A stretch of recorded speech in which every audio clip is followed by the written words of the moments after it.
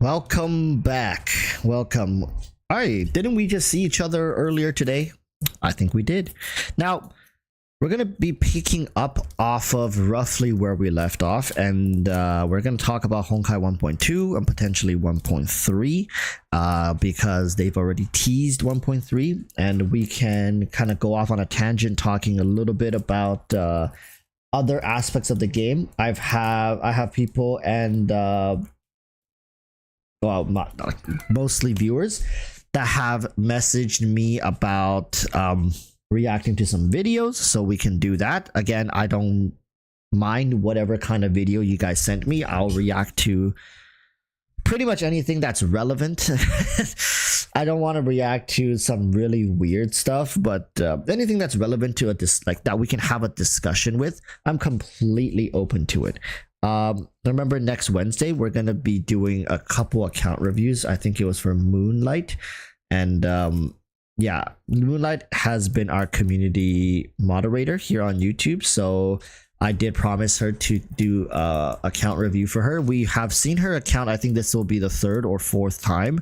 I've seen its progress starting from when we first saw it to the last time we saw it. It was doing pretty well. I think she's like a small spender, like maybe a Welkin or a free to play. She's not like a whale or anything.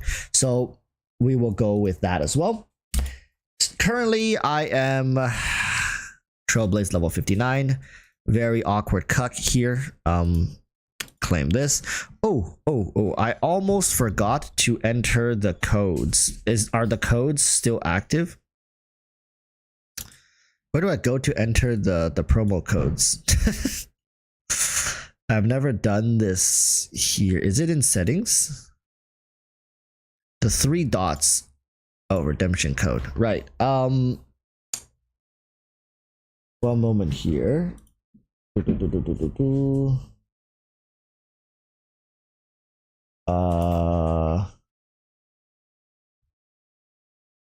it is. I always just look in my own Discord because the moderators there are amazing, and they made sure to post it there. So boom, boom. For people who don't know, yes, I actually do have a Discord. It's a functioning Discord. It has around like how many people in it? It's a pretty big community. Like, it's actually way bigger than I intended it to be. It has like 6,000 members in it. So if you guys ever need a community, it doesn't just talk about Honkai or Genshin or stuff like that. There's other games. It's like League. There's, I don't think, Valorant. There's a bunch of different games. There's like Arc Knights. It's grown much bigger. It's like Tower Fantasy, Nikkei, Zenless Zone Zero, Aether Gaze, like Wuthering Waves, Mobile Legends. Right, so it's like a ton of, it's like a huge community in there. It's far outgrown what I've initially started it to be. So if you guys ever do feel lonely, you guys want to be a part of a community or something, oh, I keep forgetting to click the rest of it, feel free to join that, because that's where I get a lot of my information from there, believe it or not. Again, it's all thanks to the moderators. They do such an amazing job in there, so hats off to them.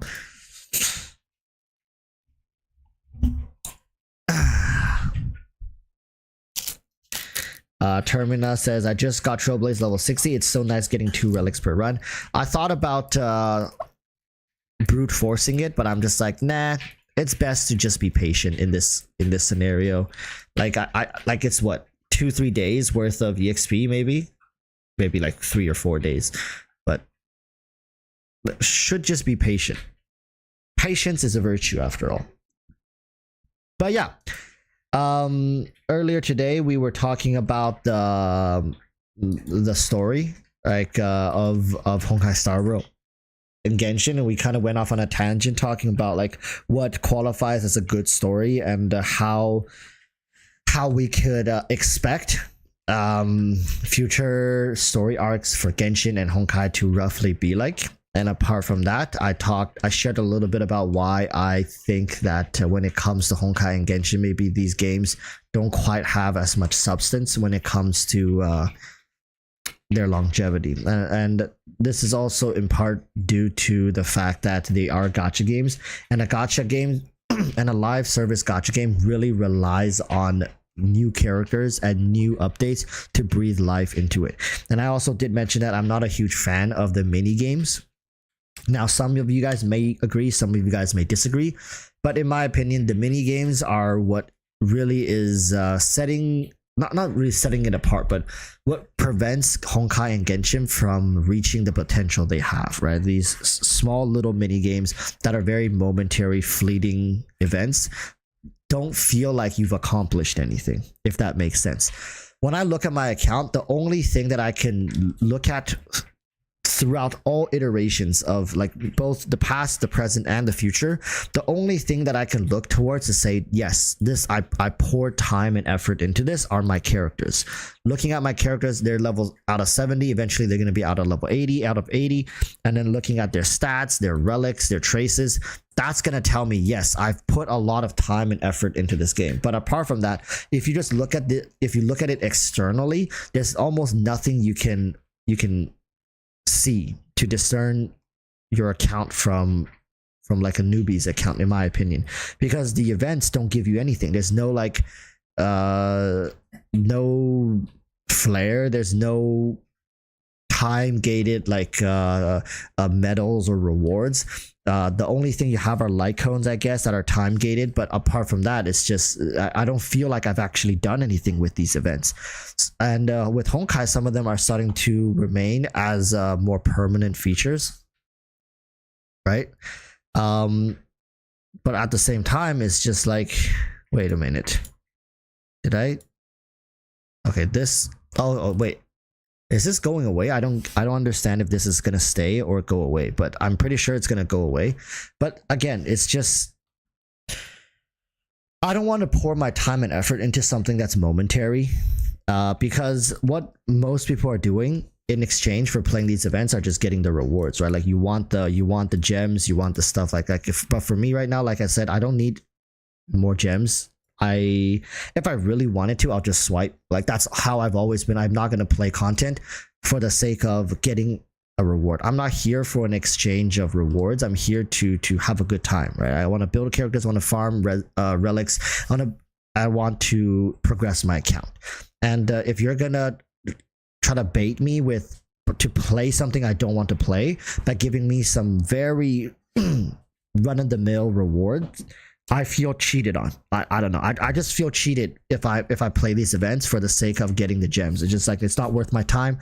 I have way better things to do with my time than spend it grinding meaningless events. I come in, I burn my Trailblaze level. I'd rather go watch a movie, read a manhwa, watch an anime, or just take a nap for all I care, or socialize with my friends. Like go outside, chill with my friends. That's also something cool to do, I guess, than just sitting here and playing these like momentary events. And they're not even good events. If let's say if there was an event that allowed me to grind out whatever, do like a dungeon or something that has a chance to drop, I don't know, a certain light cone or a certain piece of material that eventually can synthesize into a light cone, a 5-star light cone that's really good, and it takes like on average 5 hours of grinding to drop one piece, and you need to farm like 5 different pieces, I probably will play that event because I'll have something to show for it. I'll have like something that's of value, and this 5-star light cone has to be something that's at least good. Right? That's a very traditional way of looking at it. Yes, it is a very traditional event. Like, oh, Walrus, you just want to grind, you just want to sit there and kill monsters and stuff and farm. Like, yeah, like to me, that's just one of many examples of something that's of substance that I can actually look at in the future. Maybe it doesn't have to be a light cone. Maybe it could be like a furniture or like a character outfit. Maybe my MC could have a different outfit if I spent the time. Let's say they can still time gate the event. They can still time gate it for, let's say, 2 weeks if they want to, like how they currently do it, or like a whole week, right? Every day a second area appears and you gotta farm like, or they can set it as like 15 runs of something or 20 runs of something, and you gotta do it under a certain time limit. So like there's some level of difficulty, but not too difficult. Something that gets you actually playing the game, using the characters, having to think about character rotations, character synergies, right? In a turn-based game, I think that's what a lot of the player base would enjoy as well. But right now they kind of shifted completely away from their turn-based game into, for example, the museum event. It has nothing to do with with it, right? Like, I'll be honest, I borderline really despise how Genshin and Honkai just tries to be something they are not, right?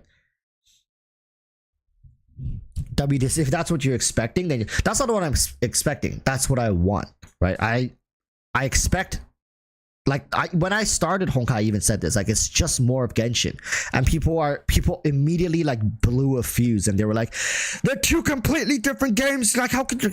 But it is just Genshin. It's Genshin, but it's turn-based. It's a turn-based RPG of Genshin. They found success with Genshin, and they're trying to double down on the exact same formula, right? Like, don't do too much, don't go too deep, and focus more on the casual stuff. Diversify the playing experience. Use the world and the characters as the walls of that keep the players within this fantasy world, right? It's like, oh my god, look, it's Himeko making milk tea. Wow, so cool, so amazing, right? Oh, look, it's Luocha gardening flowers. Oh my god, amazing. And I gotta help him garden flowers and pour some water on the plants. Like, yes, let me do that. It's a role playing. This is role playing, right? It's in its essence, it's role playing. It's like when we say MMO, it's massive multiplayer online. This is not a massive multiplayer online. This is a purely single role playing turn-based RPG. It's a single turn-based role-playing game. There we go. Finally got it out there. But it doesn't have to focus so much on the non turn-based aspect, if that makes sense. It's a turn-based role-playing game. When people downloaded this game, they weren't trying to come into a museum and curate art. Can we agree on that? Like, this is not what you were looking for. Donna says, I've enjoyed the museum event. Yes, you can enjoy it, but this gets old fairly quickly, right? Every single patch, they'll have something different for you to focus and work on. Now, I'm not saying that they're not putting in work when it comes to the actual combat. We're getting Simulated Universe 7, right? That's a really, really solid addition, in my opinion. And that's kind of like adding a new domain in Genshin Impact, right? But on top of that, they're also adding a new what do they even call these things? It's not called domains in this. It's called like something they're adding another Cavern of Corrosion, and on top of that, they're adding World 7 for the Simulated Universe. So there are pieces of content that are dedicated for people who want to farm more for this. But Simulated Universe and Cavern of Corrosion is just farming basically relics. Both of them are essentially just farming for relics, right? So here's where it's like, yes, they did implement new content, combat-based content, but it's just to farm for more relic, which it's fine. I do think that there's a lot more potential when it comes to events. Currently, when I play Genshin Impact and I play Honkai Star Rail, I don't find events fun. I don't look forward to events. Whereas in all the other games I've played, when it comes to gacha games, I actively look forward to the events. I cannot wait for the events to start, because the events means like a ton of good stuff that actually asks me to engage with my characters, that puts my character to the test. All the weeks and months of grinding for these characters are now put to the test. Now, it's not impossibly difficult, but it definitely gives me a run for the money. I think Arc Knights did a lot of their events really well. A lot of the Arc Knight events basically challenge the players to really utilize the strategies, the game mechanics that they've mastered, as well as the characters that they've honed to take on difficult challenges. But it seems like Genshin and Honkai doesn't want to do that. They don't want people to feel like challenged, and when they do, it's usually like the Giga Whale stuff, right? I think Tenha recently made a video of one of the Genshin events, really making it clear that if you want to clear it at the highest level, you're gonna have to have a whale account. So it's just it's too black and white, in my opinion. Like, it seems like Genshin and Honkai have trouble finding the middle ground when it comes to, okay, we want the hardcore players to be able to enjoy, but we also want the casual players to be able to enjoy and clear it. And we have this event that can be enjoyed by both of these extremes of player bases. They don't seem to have an answer for that. It's either casual and has nothing to do with what the end game hardcore players have been planning for and farming for, or it's so damn hard that there's no way in hell any casual player would ever even like remotely attempt to clear it. Joey Boston says, Honkai Star Rail is the best gacha game I've played from a free-to-play point. That is true, though. You see, this is the thing. I've said many times since 1.0 that the free-to-plays are going to be eating well in Honkai Star Rail. From the very beginning, I saw like, okay, yes, Honkai Star Rail treats their free-to-play players extremely well. They're very generous. The free-to-play weapons that they have provided you guys every patch with the events that are synergized with the 5-star characters have been pretty damn good, especially if you can get it to S5. It's like insanely beneficial for you to farm that. So in like, if we backtrack to what I was saying earlier, in some sense, yes, those are the pieces of tokens that you can say, okay, I played the event, I farmed it out, and I got something for it, right? I got this free-to-play weapon for it. So there is something of substance in there for free-to-plays for Honkai Star Rail. And Genshin Impact also has that, but Genshin Impact, not every single patch weapon is of value. I guess for the sake of collecting it, you can also just farm it. It's like, okay, I have it sitting there, I'm not going to use it, but you know, I still have it. Bethesda says, yes, you can adjust the difficulty with the 10 event, though. That's what I mean, right? So basically the whales get to take the sliders all the way to the max and see how far how much they can clear it. And this is something that other content creator has said, is like, give us hard content. We don't even need rewards for it. We just want something hard and difficult to play with. And that has not turned out to be true. There's a lot of players who would never touch something if they are not getting rewards for it. I think those type of events, when they first came out way back in like patch 1 point something, it meant something to people. It's just like when you first cleared the Spiral Abyss, right? It meant something when you did it for the first time. The first time whales took their C6 R5 characters into these events to playtest them and see what they can accomplish with it, it was something magical. They were like, okay, we're going to try this, and it probably took them multiple attempts, and they had fun doing it.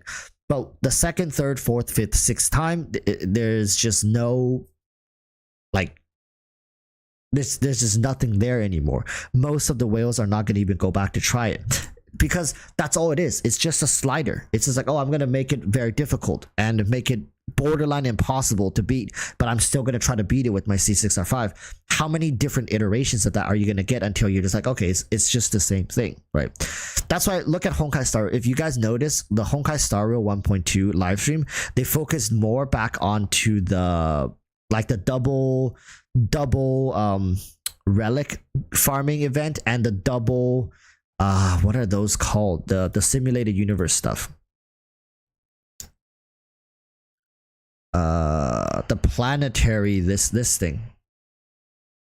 They had the double simulated universe drop event, and then they also again have the double cavern of corrosion drop event. These events have, like, I don't even need to look at the stats to know that these events have been probably some of the most popular and interactive events HoYoverse has put out, because at the end of the day, everybody is bottlenecked by this, right? By their what's this, the Trailblaze power. We're all bottlenecked by this. We all want better relics. We all want better simulated universe. We all want better sets over here. So having these events, like, these events are good, like, in my opinion. Like, you guys would think, but these are MMO type events, right? Oh, double drop rate, that's such an MMO type thing.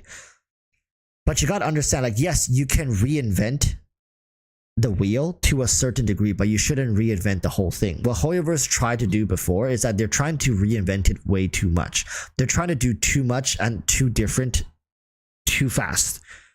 There are just some things that no matter what you do, the players are going to gravitate towards, and these are some of the things that all the players in the game are currently working towards, right? So kudos to them for recognizing that and putting the events back. And boy, we got to talk about the 10 free summons. Do you guys think it's going to be 10 free summons every patch? Like 1.2, 1.3, 1.4, 5, 6, 2.0, 2.1, 2, 3, 4, 5, 6? Because if they're actually giving us 10 summons every single patch, I am speechless. I am out of words. Like, that's crazy how they're doing it for like what? The third patch in a row. Why? Like, why are they giving us another 10 free summons? Are they bleeding players that fast? Are they like my guess is that they're bleeding players faster than they anticipated for. I don't know. Like why? What's the point? They've never, like, a lot of people would be like, oh, they've always done this for Honkai. Honkai is their golden child. Like they do this for Honkai all the time. They're so generous with Honkai.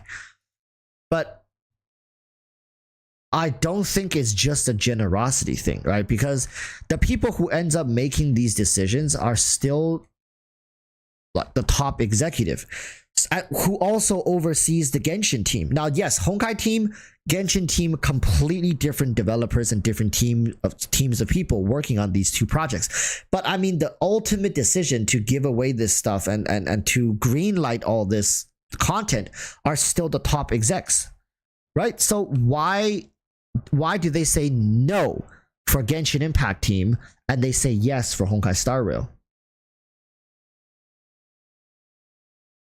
Why? Like, I don't get it. Like, why do they greenlight it for Honkai but not for Genshin? The only answer I have is because Genshin sells itself. Genshin doesn't need these kind of freebies for players to continue playing and log in and stuff like that. But maybe they feel like for the Honkai side of things, they do need more incentive for players to not quit. Just my take, right? I could be completely off, but I really don't think that it's just a Honkai thing. Like just chalking up to like, well, it's Honkai, that's why they're doing it, right? Like I really don't think that's the answer here. I haven't looked at Google Trends for Honkai and Genshin over like for a while now. I'm actually curious again. Now, a lot of people's like, oh, but Google Trends doesn't mean anything, but it means how many people have been searching this in Google. Why did it spike so hard? Why did it drop? Why did people stop searching it? Why? No, that's a legitimate question. Why does it drop so hard? Right? Is it because people got smart? People learned the game so they don't need to search it anymore? Or people have different avenues? Maybe they're getting their news from Twitter. Maybe they're getting their news from Discord. So naturally, a lot of the popularity is going to drop off because because once the other socials become active for these games, then maybe it's just it's the same traffic, but it's just elsewhere now. It's not all coming through Google. That could be an explanation. Genshin Impact. Let's compare it with Honkai Star Rail. Let's set it to worldwide. It's dropped off and now it's coming back up a little bit. Not the past day. What am I doing? Past. Oh, yikes. One moment. I'm trying to set a range from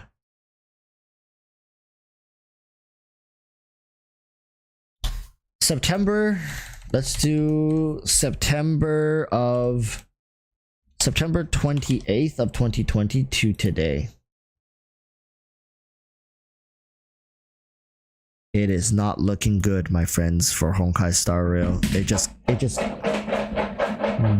job up, be careful. It just keeps getting like if you guys know econ, this is a typical downward spiral.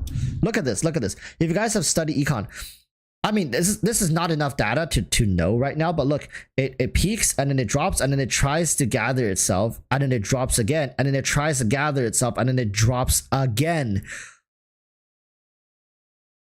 I guess Genshin also had this. Look, Genshin started like this and then it tries to pick itself up back up and then it drops and then it tries to pick itself up, it drops and then it levels out and then you see this pattern repeating itself with different patches. So when was this? June 4th. Was this when 1.1 came out? Can somebody double check in chat? When did 1.1 come out?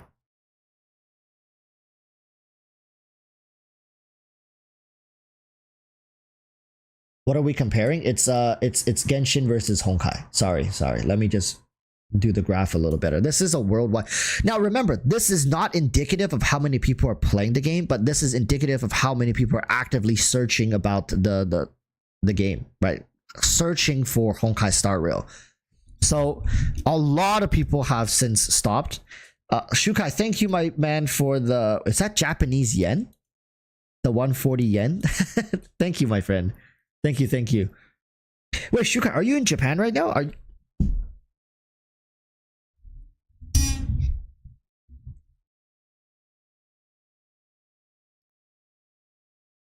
Okay, yeah, you're in Japan. Nice. Hope you enjoy yourself. But yeah, this trend is the same as Genshin's trend over here. Now what's important is that it needs to level around here. Like we need to expect to see it leveling out over here. If it keeps going down and down and down, that's a bad sign. I think if you were a Genshin executive, you would be like a little worried if you see this kind of trajectory, right? Like it's very scary to see it like this. We're roughly here right now. This should be the lowest point the game ever gets to, surprisingly, if we're following the same trend as Genshin. Look, Genshin throughout its entire history has never gotten lower than December 13th to 19th of 2020. Never. This is the lowest point Genshin has ever been, right? In terms of Google Trends and search relevancy. So if we're looking at Honkai Star Rail, this should be it. We bottomed. If we want to compare ourselves to the same trajectory as Genshin, we have just bottomed. This is the worst Honkai Star Rail will ever be, period. If we're following Genshin's trajectory. Now, the scary thing is if it keeps dropping, it keeps bottoming and bottoming and bottoming. As the Honkai Star Rail developers and executives, I would also be giving away freebies. I would be giving 10 polls. Come back. There's 10 polls. Like after looking at this chart, I understand why. They're not going to take the risk and be like, don't worry, we have brand loyalty. They will come back. No. If I were in the same shoes as them, I would give the 10 polls as well. Like, wouldn't you guys? Imagine if you're sitting in a boardroom. Now, I know this is just Google. Now, they probably have different search things in China as well. But the general trajectory of these things are going to be similar. Not identical, but similar. Every game goes through this. But when you're at this point of your game's, like you're what? 2 patches into the game, and you've lost like how much relevancy? Giving away 10 polls is nothing to these companies. Nothing. Like you guys have to understand, it means nothing to them. But if it means it can bring back some of the players that have left or incentivize newer players to come in, like, look, join the game right now. Watch how much you guys want to bet they're going to start running ads like crazy again for 1.2 saying, download Honkai Star Rail now and get 10 summons for free. Right, that's like the thing they're gonna push. It's a great marketing tool for them as well. Be like 10 polls for free right now. Use the link down in the description. Download Honkai Star Rail and start your journey, adventure to the Trailblaze and beyond. It's a good move. It's a good move. But once it levels out, once the developers see, okay, the game is all right, we've leveled out. We're doing good now. We have a consistent and thriving community. We've made it. Kiss your 10 free summons goodbye. Makes sense. At this point in the game, it makes sense why we're getting the 10 summons.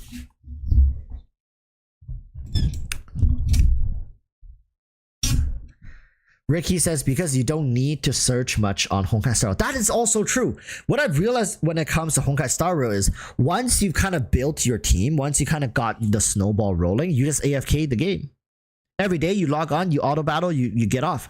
What are you searching for? What are you like? Yeah, like when it comes to tier list, everybody roughly knows who's strong. Bronya, Jeopard, Bailu, Zile, Jingyuan. Oh my god, super strong. And then once new units are about to come out, they come back and search. Oh my god, is Blade OP? Is Kafka OP? Blade DPS, Kafka DPS, Blade leaks, Kafka leaks, best Kafka team, best Kafka build, right? Best Blade team.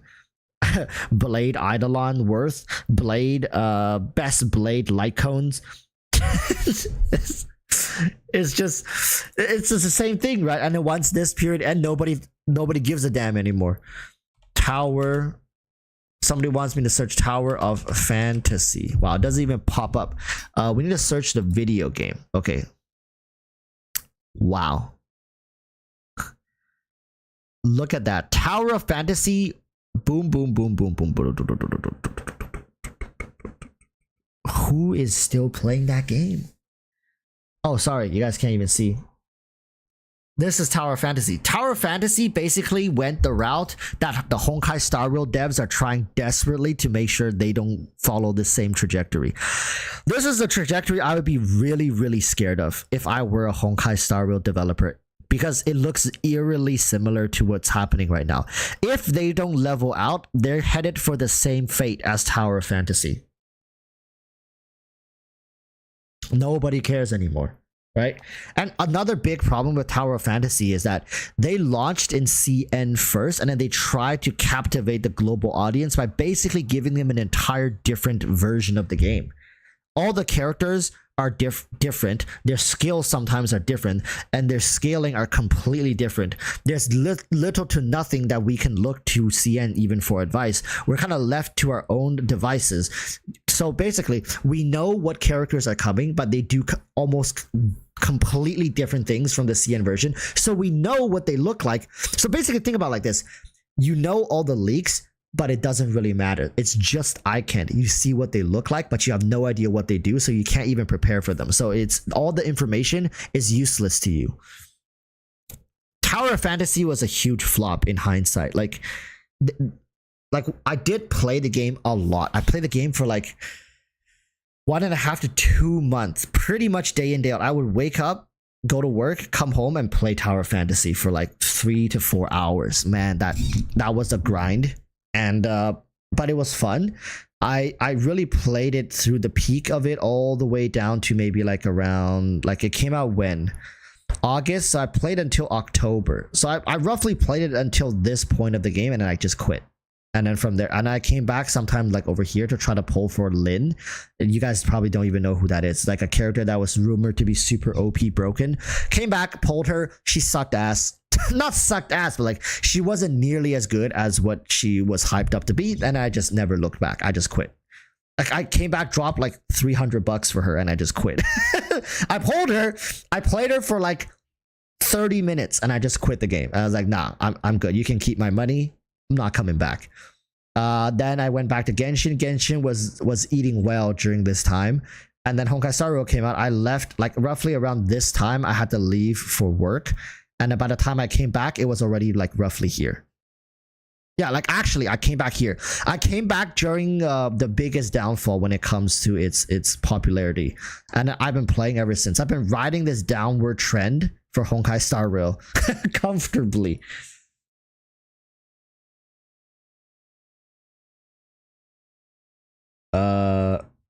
Tower of Fantasy was fun for the co-op, and that was it. Yeah, it really was. I remember logging on every day after work, and then I was able to sit in a group chat in Discord with people, and that was like the best. I loved it so much. I met so many different amazing people during my time playing the game. It's unfortunate that the community didn't really stick around either. A lot of the community ended up just segmenting, and people started quitting. It wasn't really holding. People weren't really holding on to it. It's unfortunate. It's unfortunate. I was like super ahead of the curve as well when it came to this game. I was like, yeah. I was a huge whale in the game, and I was in a very competitive server in a very competitive guild, which made it very fun for me. But I know there's a lot of casuals who would never enjoy that type of gameplay. Rodad says, I remember AFK farming for a piece of a unicorn mount. Yeah. There was a lot of things people did in Tower Fantasy. It was a fun game while it lasted, but it really needed the community to stay together. But the community just all went to shits after like a month or two.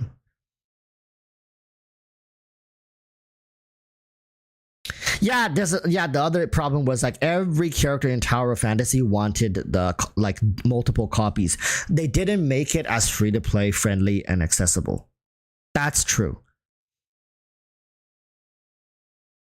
That's true. I remember that. Like a lot of the characters were like, okay, ideally you want to get 3 copies or all 7 copies. It was just too much. Tower of Fantasy is a prime example that I can tell the developers weren't even confident in their own product. Because when you have developers that try to whale bait players so early, so much, so consistently, it is evident that they themselves don't see the game having longevity. Because if you have longevity, you are never worried about not making money. Because as you can give low-hanging fruits in like 2 copies, 3 copies of a 5-star, it's already good enough. Like Honkai Star Rail and Genshin has figured this out. They figured out the science of the consumer psyche, if that makes sense. Having great C1, having great C2, like E1, E2s, basically means that even low spenders that have saved up for maybe 2-3 patches has a shot. You don't need them to guarantee. Like the whole point of gacha is the gambling aspect, right? But if not a free to play, like a low spender or a small spender who drops like maybe 20-30 bucks a month on this game, if they played for like 3-4 patches and then their favorite character comes out, imagine if that character is ass cheeks, unless, well, not ass cheeks, like C1, C2 is like whatever, but C6 is like the game-changing thing. They're not gonna pull C1 or C2, right? Like there's no way they're gonna, oh, I'm gonna get from C0 to C1 now and then I'll work. No, what they'll be like, oh, it's C6. Like, come on now, like, oh god, maybe far down the line. But right now I need to work on my other characters and stuff. I'm good. I'm gonna skip. I'm just gonna get C0 and skip. This is the mentality of the consumers right now. Is that, but if you give them the low-hanging fruit, like, oh my god, E1 is so good. That E1 is quite transformative to how I can interpret and play this character. I can optimize a lot more stats into crit rate, crit damage, and not have to worry so much about, let's say, energy regen or effective hit resistance or effective hit rate, right? Okay, it takes a lot of stress off of my relic grinding, and it allows me to do more damage. It increases my damage ceiling by so much by having just that one Eidolon. And then E2 amplifies my damage. Oh my goodness, like that's such a good. And then E4 is, oh, that's a very nice quality of life thing to have. An E6 wraps the whole thing together. Very good, very optimized design. That's what Genshin and Honkai Star Rail has going for it. But when it comes to a game like Tower of Fantasy, like 2 copies is all right. 3 copies oftentimes it's good. It's not like it's bad. It's not like Venti C1 type crap or anything. But you really, for a lot of the characters, you really felt like that C6, that like maxed out character was the juice, you know. So it's no wonder like even whales wouldn't want to stick around for that kind of environment, if you guys know. Not, what am I saying? Yeah, like basically I even felt like, what's the point? Like, you're just gonna C6 every single character. I mean, some people could do that, but what's the point of doing that? So yeah, I'm actually, you know, Genshin Impact, Honkai Star Rail, Tower of Fantasy. What about Wuthering Waves? It doesn't even have the video game yet because it's not out yet. So we can only search the search term. We need to get rid of Genshin. We need to remove Genshin because Genshin is skewing the charts too much. So we got Honkai Star Rail, Tower of Fantasy, and Wuthering Waves. So Wuthering Waves right now is pretty much non-existent on Google. Look at that. But I feel like when Wuthering Waves comes out, it's going to rival Honkai Star Rail. What about Nikkei? Ah, yes. Nikkei. Wait. It doesn't even... Nikkei doesn't even pop up. What is the full goddess of... What was it called? Nikkei? Goddess... There. Goddess of Victory Nikkei. Ah. Nikkei is almost... I mean, nowadays, Nikkei... It's there. It's better than Tower of Fantasy. That has to mean something, right? I mean, look at that. Nikkei is better than Tower of Fantasy. That has to mean something when it comes to like global relevancy. Let's change the graph as well. Let's do the last year. There you go. This is a much clearer chart, right? Epic 7, Honkai Impact 3rd, Arc Knights. Okay. Well, so I think we can take out Tower of Fantasy because basically this thing just flatlined, right? Actually, no, we can keep. You know what? Let's just keep adding it. Let's see until we cannot. Arc Knights. Oh, they call it a mobile game. What happened to video game? Oh. I mean, Arc Knights is still doing better than Nikkei. Considering Nikkei came out so recently, right?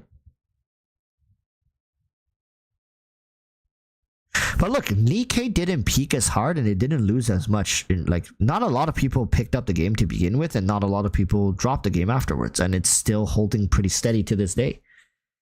Like, it's skewed right now because we're looking at we're comparing it to Honkai Star Rail. So of course it was never as big of a title as Honkai Star Rail, but like relatively speaking, it didn't fall off as hard.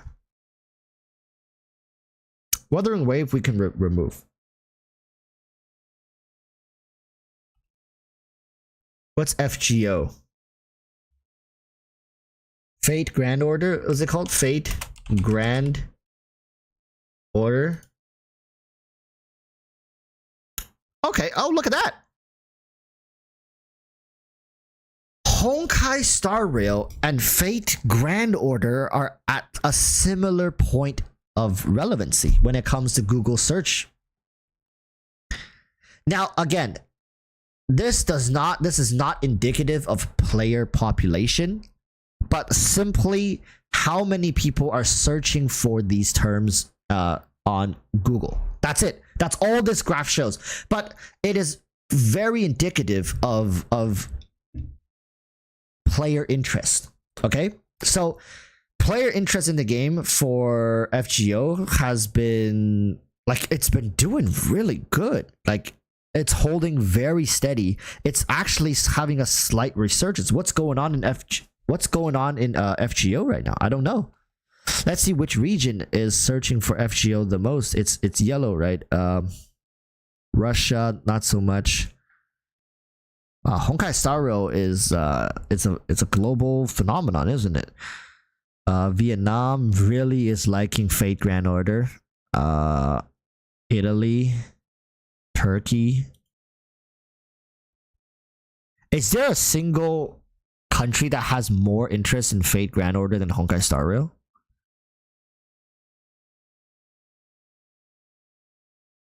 Tower of Fantasy in... Oh, wait a minute. Spain? Colombia? France? Wait, France is hard carrying Tower of Fantasy. Whoa. Japan? Where is Japan? Did we miss it? Okay, Japan is still coming up. Okay, let's find Japan. Wait, let's see Canada, where I'm from. Okay, Honkai Star Rail is like top in the charts. Tower of Fantasy and Fate Grand Order are kind of tied. Literally nobody plays Nikkei in Canada. Fucking Canadians, man. It's fucking lumberjacks and shit. Nobody plays Nikkei, really?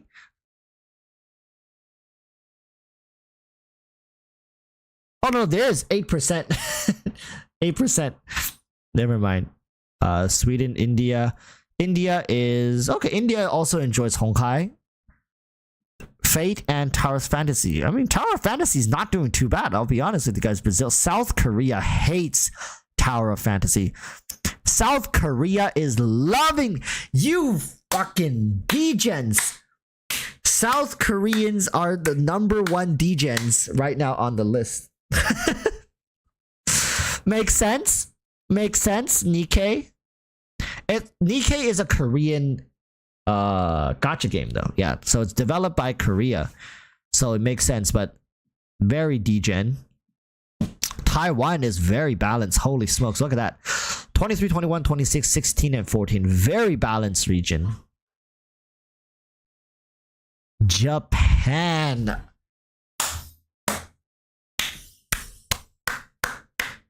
Round of applause. Japan, the most patriotic nation known to mankind. Look at that. Fate Grand Order is just kicking ass and chewing gum over there. Is it? It's like Arknights plus Nikkei plus Honkai is like Fate. Right? In Japan, Fate is huge, evidently. But Peru, they love Tower of Fantasy. So Tower of Fantasy is doing fine. Look at this. They're doing okay. Russia. Russia is loving Honkai Star Rail. Like, my goodness. What's going on over there in Russia? They love it. Look at that. Ukraine, Russia, they both love. Maybe it's just the turn-based RPG thing. They really love it.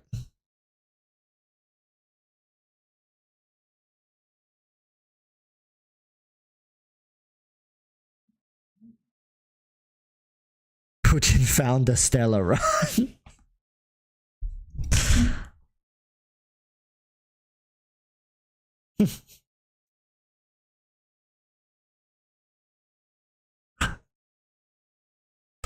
Satsu says we do be loving turn-based games. Satsu, are you from Russia? So maybe it is like the cultural thing. Like they really do enjoy turn-based game. Interesting. Okay, nice. It's good to know. Good to know. Like Ukraine, Russia, these regions really love these turn-based games. Like Vietnam hates Tower Fantasy. My God, like Vietnam really don't like Tower Fantasy. Like maybe there are just certain regions that don't like the grindiness of a full-on MMORPG. Cool. The worst performing one is Nikkei. Let's put Genshin here.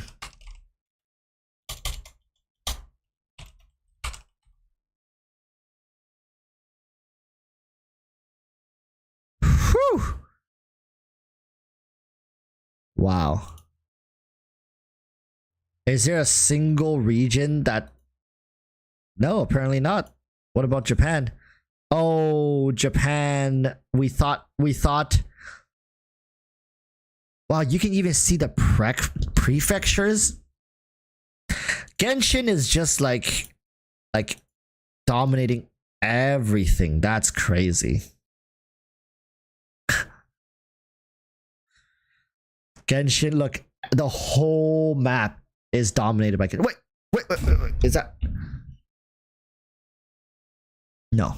I thought I saw one speck of yellow. It's just a sea of green. Crazy.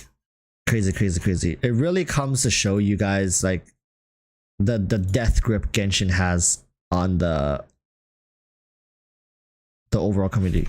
But yeah, that's the chart right now. Honkai Star Rail taking a nosedive.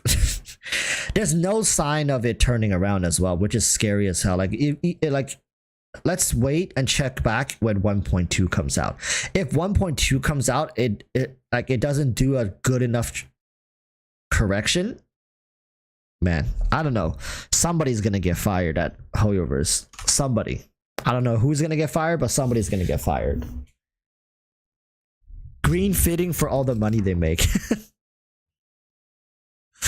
Genshin killers, more like Genshin wannabes. That's true. This is why, like, I've always said that the term Genshin killer is such a bait. Genshin, they can't kill Genshin. It's impossible. Okay, actually though, since I have you guys here, again, I'm gonna use the power of chat to go farm for relics. That's right. I am abusing my viewers for streamer luck. Don't judge the man, judge the game, judge the system, judge, in fact, Dawei for making streamer luck a thing. Watch this, chat. Thank you to the 100-something people in chat that's about to empower my account's RNG into high heavens. Watch this. I'm about to get the perfect Clara piece. Not wait until TL60. I'm close enough. It's fine. Don't worry about it. Rodat says, keep getting torn between putting Luocha in my Sealy and Clara team since he's so amazing in both. Yeah, I've been playing Luocha with Clara and Sealy on the same team. You bet my ass I'm doing that. Come on now. Good. We're out of skill points.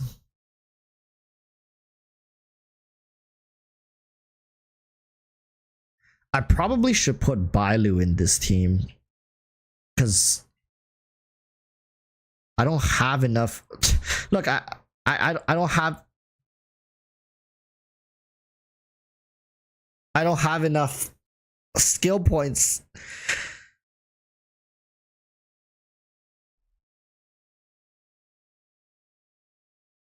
That should be game.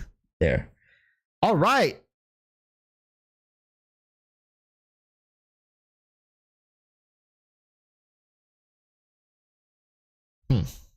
Interesting. I think the system has not detected that I have started farming the relics. Let's give it some time to buffer. Don't worry, chat. It's having performance issues. Maybe you guys are not spamming in chat hard enough as well. Let's get the spam going, right? Start spamming just random things. Say some sussy things like, oh my god, I love Honkai Star Rail. Join Honkai Star Rail right now to get 10 polls for free, right? That's gonna get Dawei's attention. He's gonna be like, oh my god, Walrus is streaming. Segs. Yeah, no. Anything. Watch. Now it's gonna work. Watch this. Star Rail very human. All right. We got this. Now watch. It's gonna drop me, first and foremost, it's gonna give me double drop rates. So I'm gonna get 2 at like Trailblaze level 59, which is insanely unfair, right? Okay. And of course, Ting Yun is aggroing even enemies that are not in this fight. I feel like she's aggroing them. Why does he not use the why are you not using the skill point, Jingyuan? It was literally prepared for you.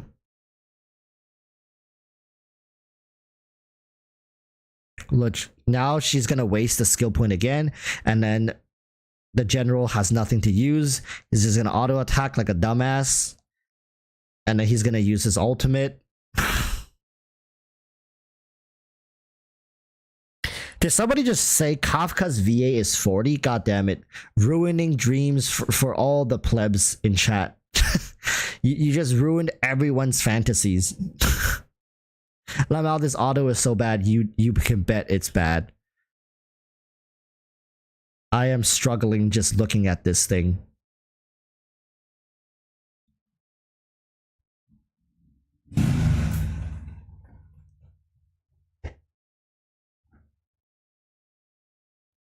King DJ's like, wait, how is that ruining?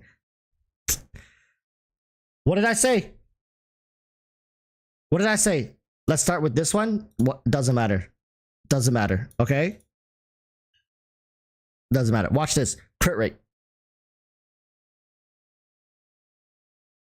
Crit rate.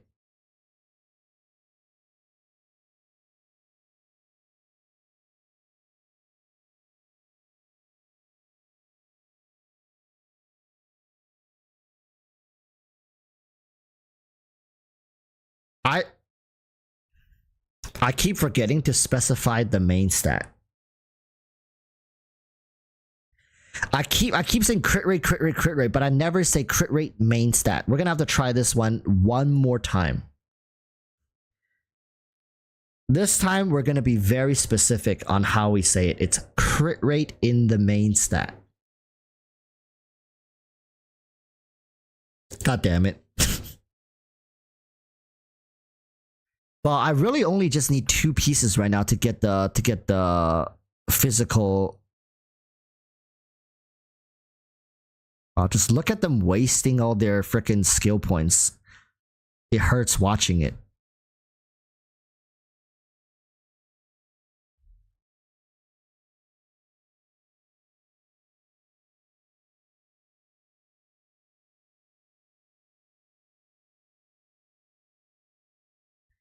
Lord of Sloth says, get crit rate main stat, I will wail. Okay.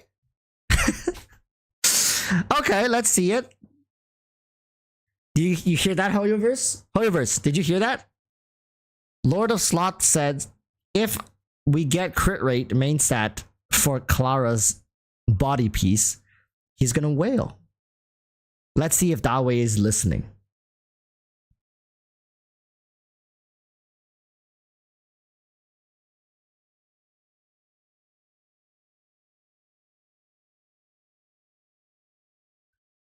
Oh, another double piece, but unfortunately it is not the piece we wanted. Imagine if this was whatever.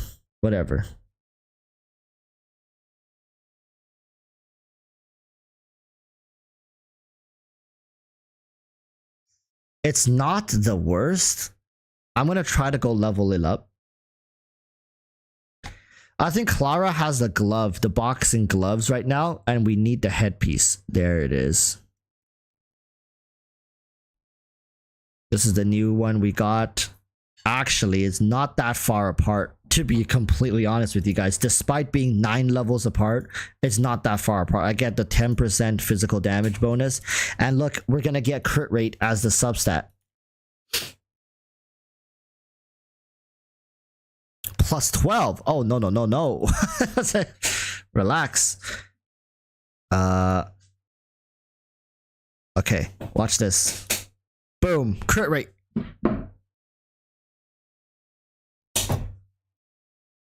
Good to know. Good to know. We got crit rate here, got flat HP, and then we got crit damage here, got flat defense. I mean, it got defense percentage. We have 10% crit rate. We need a crit rate body piece. No, we're out. How far along are we? We're at 2,000 EXP.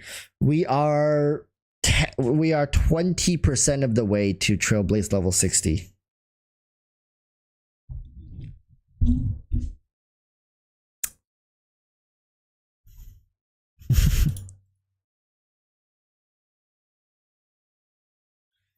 What crit you're trying to hit? I want crit rate on the body piece. I want crit rate on her body piece and probably hit maybe like around, I don't know, 60% crit rate would be nice, ideally, right? Including substats. 60, 65 would be really comfortable. 65% crit rate with 100 to 120% crit damage. I know it's a huge range. I'll be happy with like 105, 110 crit damage with 65 crit rate.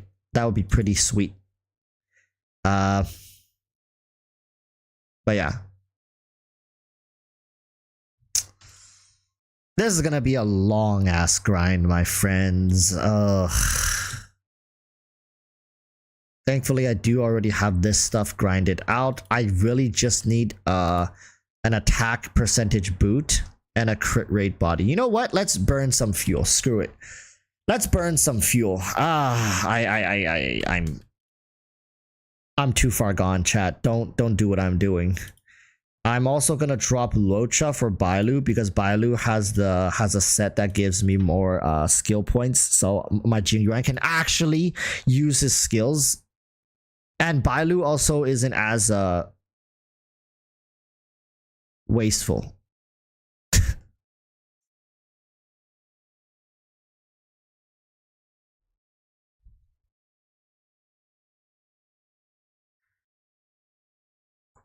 I feel like we're gonna get a pretty decent piece. So we're missing boot and body. Body obviously is, come on, Bailu. Come on, did you have to do that? Man.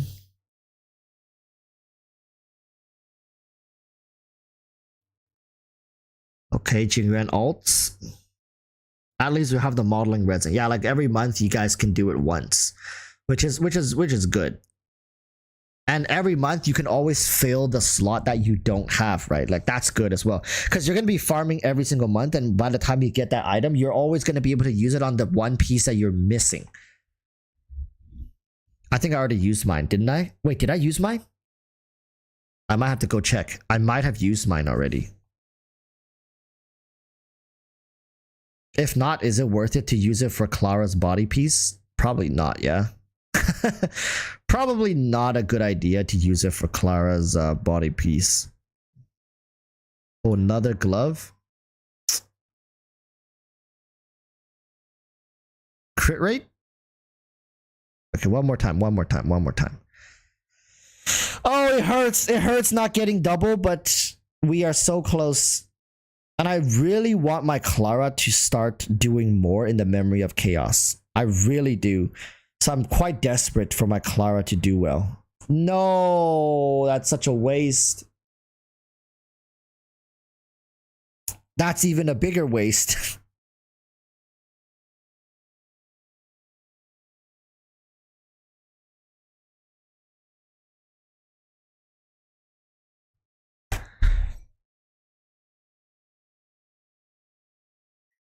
Any the substat can still screw you over like it did to me 3 times. Yeah. Like the substats is a whole nother RNG battle out here. Oh my god, that's a 10 stack. That's a 10 stack Lightning Lord. Come on. 67k. That's a juicer. That's a juicer. Look at that.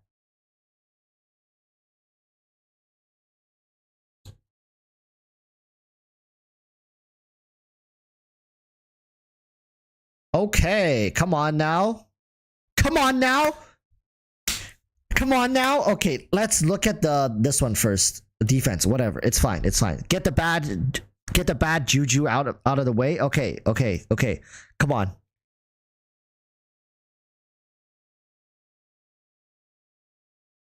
Crit rate. Fuck! I forgot to say main stat again.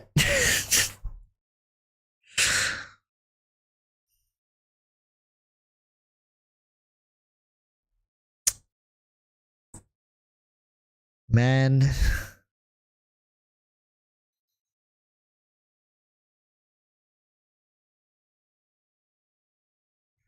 Okay.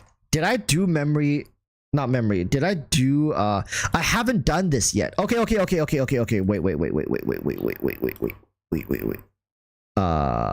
Is it this one?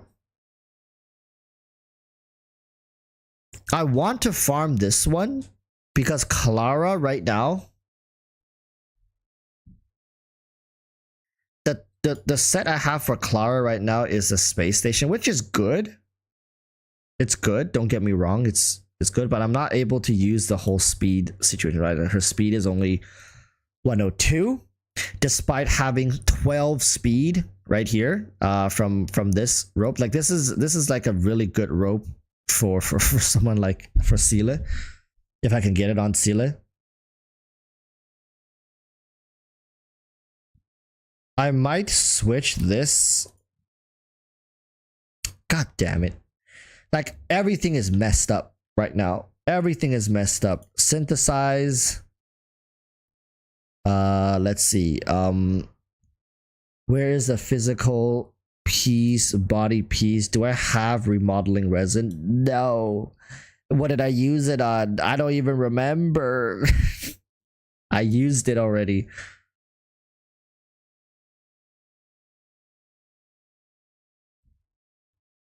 Oh man, I if I farm World 3, like this is the dilemma right now. If I farm World 3, less and less of my units can actually be using a lot. I mean, this one is always nice to farm for my supports, I guess.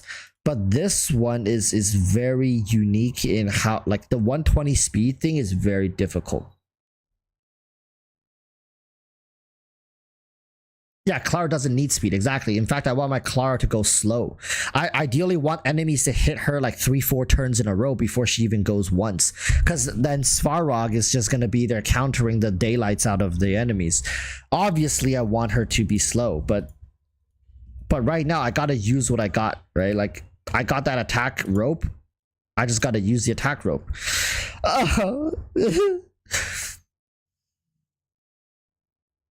I got 4 things I can grind this week. Maybe I should grind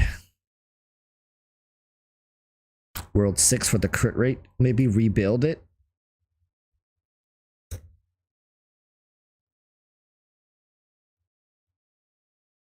And I can't even get the 50% crit rate right now. Ultimate and follow-up attack increased by 15%. Like, Clara would love that. Yeah, I need to farm this. I need to farm this. I need to farm this, man. We've been playing Seeley a lot. Oh, yeah, let's play Jing Yuan this time. How about that, chat? Let's showcase Jing Yuan with Loach, with Elation. I want to see how hard my Jing Yuan can hit. Let's get that one curio. Destruction of pure.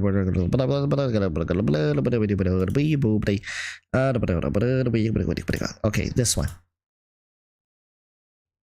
I like to use Branya actually because I like the range of Branya. This is gonna be a breeze, but we can talk about something else while this plays in the background. Oh right, we need to react to the video that they sent me.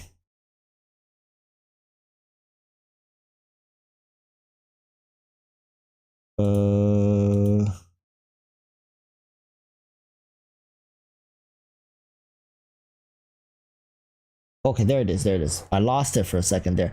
It's a Vars video, and it talks about does Genshin need more weapons? I haven't seen it yet, so we can look at it a little later once we're done over here. No elation, really?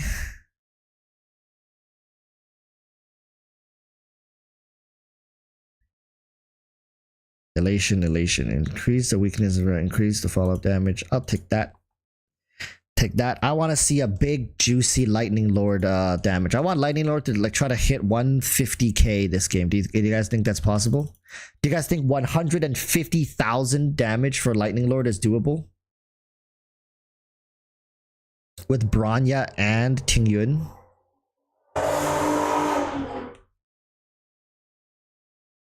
Come on now.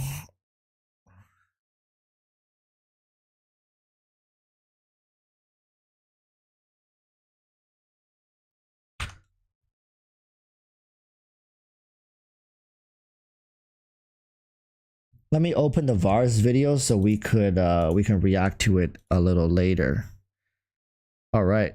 Video is opened. We'll react to it a little later.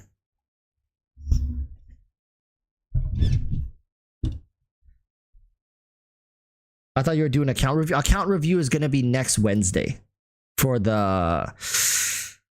Oh, yes, we need the crit damage. We're going to be only reviewing the Moonlight's account, though. I'm not doing too much account review right now because I want to wait for Genshin to get exciting again when we get to 4.0.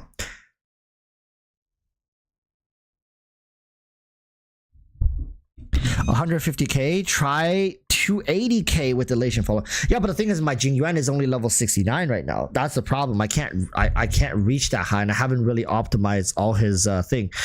Oh, this one. I haven't optimized his relics fully yet, so I'm gonna be lacking a lot of power in that regard. Ooh. But I think 150k should be no problem for my Jing Yuan right now, at least. Let's see how much this is gonna do. 30k. Oh yeah, right now the ultimate is not counted as a follow-up attack yet. There is a card that turns your ultimate into a follow-up attack.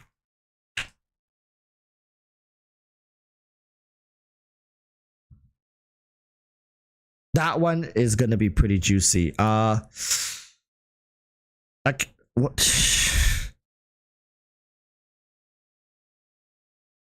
I guess that.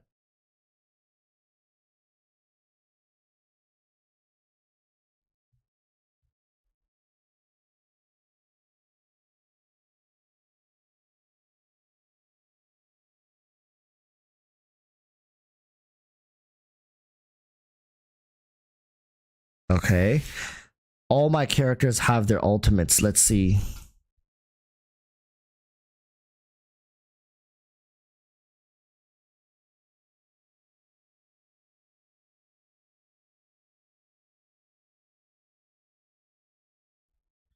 It's gonna be a max lightning lord. I wonder how much damage this is gonna do. 92k. Okay, cool. We one-shotted her. Elation, yes, or launcher fallout to an enemy deals aftertaste. Okay, cool. We'll take that. We unlocked the elation thingy-mabobby. I'll take that. Come on now. Rope HP. Okay. What can I say to that? Take Jeopard. Not like I'm gonna use him. Get another curio here.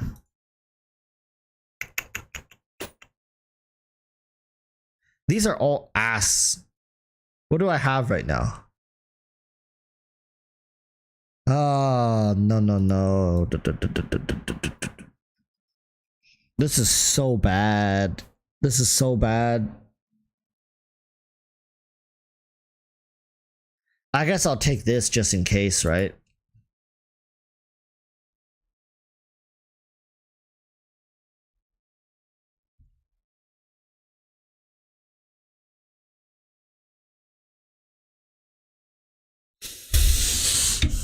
Lord of Sloth is like, what I like about Starro is I can play it on my phone. Feels the same as if I was on PC, so I can play Starro during lunch break. That's true. Like, I have no problems playing Starro on my phone at all, but I hate playing Genshin on my phones. I hate playing Genshin on my phone. Oh, this.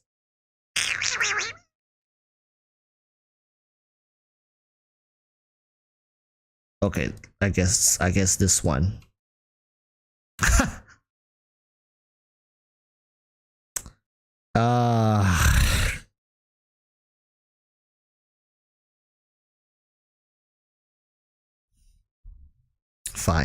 Fine.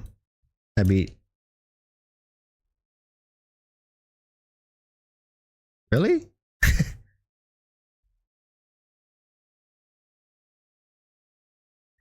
Playing Genshin on the phone is the worst experience I had with the game. Yeah, it's like, it just doesn't feel fun. Like, I'll be honest, I feel like I'm fighting against my own mobile device to try to...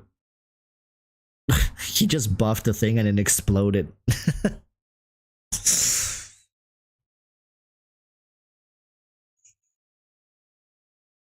Oh, that's not that exciting.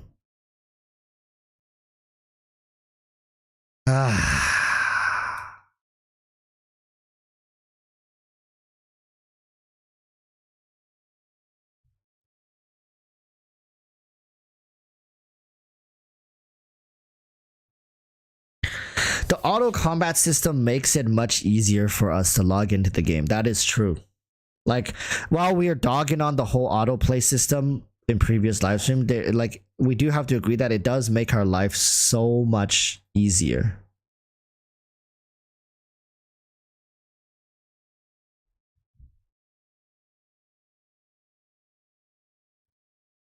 Africa for increased speed. Oh, I guess I'll take that because elation is some of the rarest. Oh my goodness. It's painful. I don't wish playing Genshin on my worst enemies. It also depends on what phone you're using, right? Like if you're playing on like a 4-year-old phone, that's just like it's already burning your hand just holding it while you play.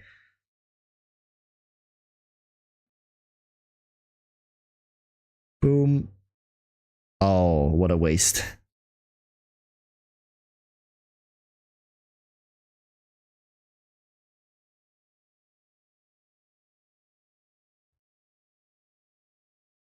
Elation. Yes. Apply sensory pursuit on enemies. Each stack they receive follow-up damage attack by okay.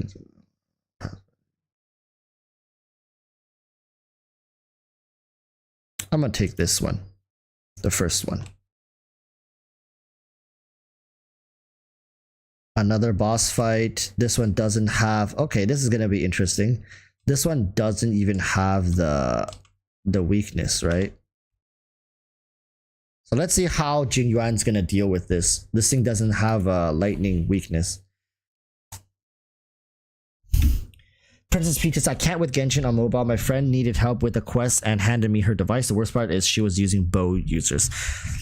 Yeah, there's this thing about Genshin and their bow users. Like I think at the end of the day, like some of the AI in Genshin is just not well designed, especially for some of the bow users, and the combat like the combat doesn't feel as fluid in my opinion when it comes to some characters. I think when it comes to Genshin, there's an entire different tier list to be made for when you're playing the game on the mobile phone versus when you're playing on PC. Some characters on PC is just like better than if you were to play them on the mobile phone. That's just like I would like to believe that's a fact, but some people would argue otherwise, right?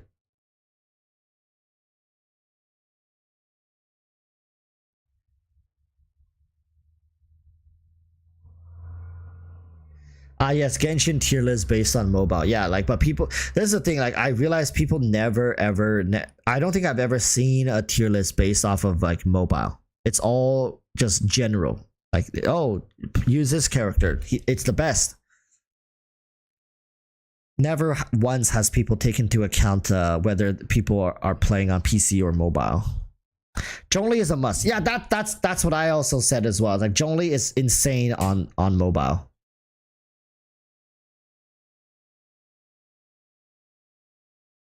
Is it dead? How is that thing not dead?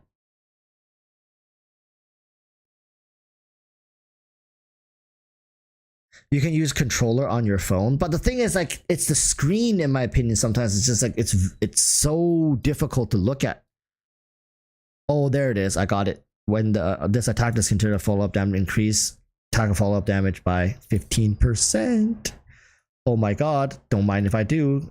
I get 1 extra Eidolon for all my characters. Now it's gonna hurt.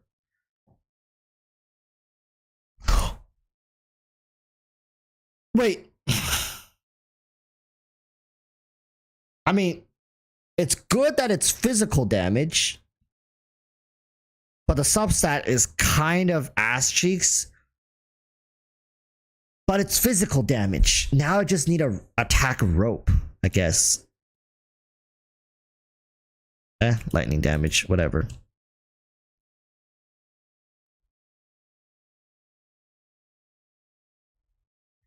Not bad. I told you it just takes a little while for the system to warm up. They're like, oh my god, Walrus is grinding on stream. Tune his rates, tune his rates. When choosing blessing, I'm winning battle. I'm gonna take that.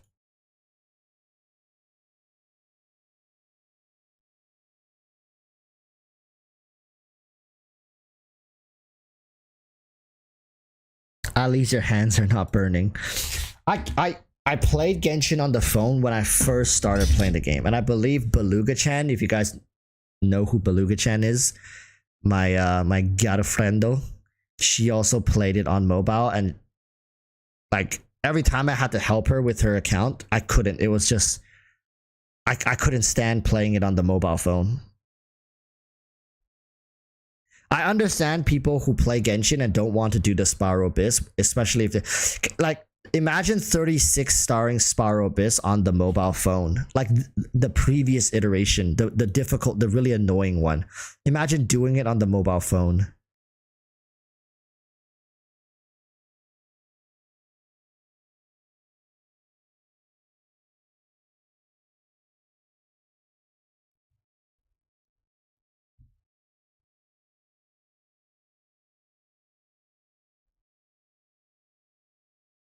Jim watches Walrus. I had no trouble. Man is just built different. What can I say?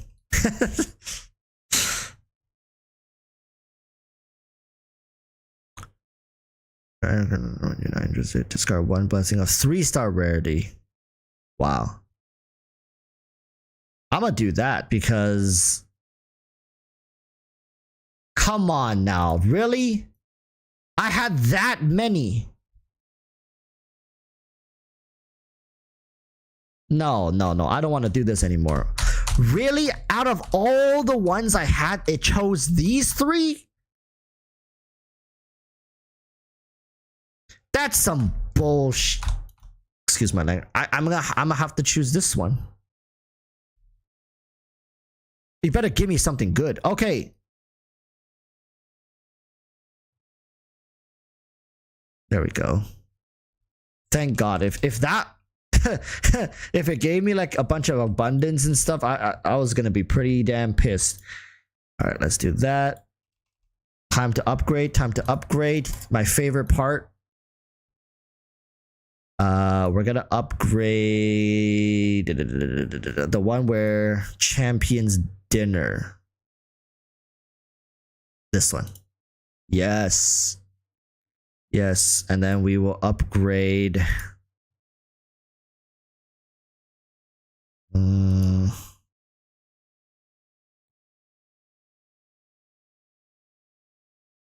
Man, I really don't have much elation. Let's do that. Okay.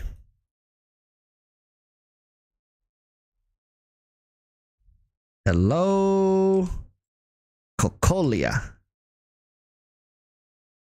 All right, let's see it. This is I don't know if I have enough. I think I don't have enough good elation. We'll see.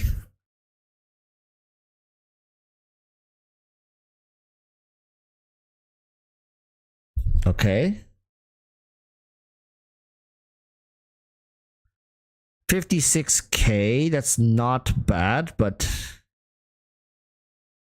you know we want to be seeing the Lightning Lord, right? Come on, Lightning Lord. Do you guys think the Lightning Lord will take her straight out? 195,000. Ooh. Cocolia never stood a chance.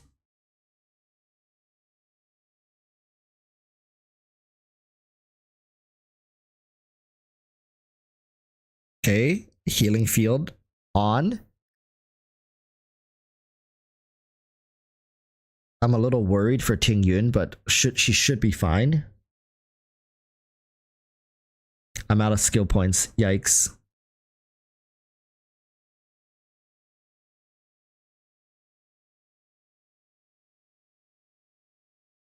Okay.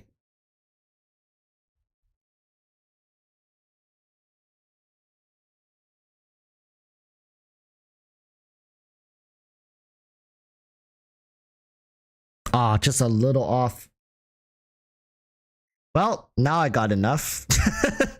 I was just a little bit off. Thanks for the boost. Come on, I feel like the Lightning Lord is just not moving. Do something, Lightning Lord. Like the Lightning Lord hasn't gone at all. Well, Branya Branya just pieced the fuck out.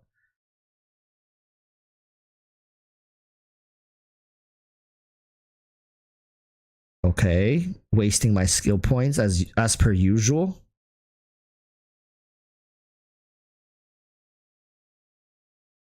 Activate the healing field. I just want to see a big lightning lord hit. Why is that? Why do I feel like that's a very difficult thing to have happen?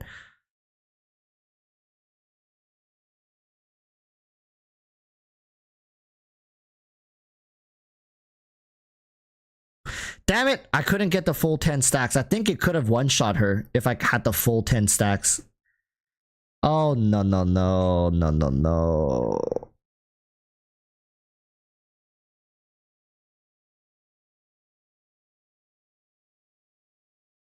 This is what I'm talking about. Like, Locha is not invincible by any means, but it's also because I don't have him fully built either.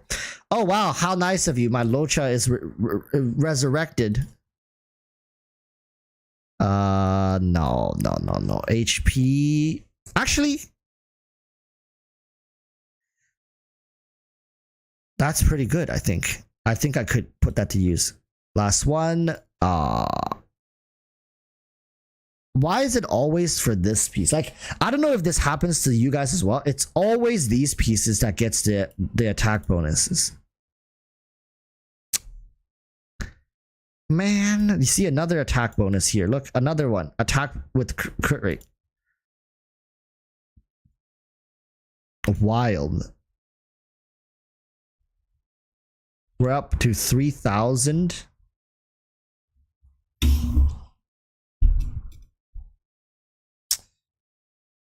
Index, events, we'll take that. We'll go away and do a couple summons here. Collect. Oh my goodness, look, I got 80 gems. Juicy. We're gonna put that immediate. Look at that, 635 gems. Oh my goodness, I am living it up. Nope, didn't get it. Can we get one more dance? Just one more dance before the banner goes away.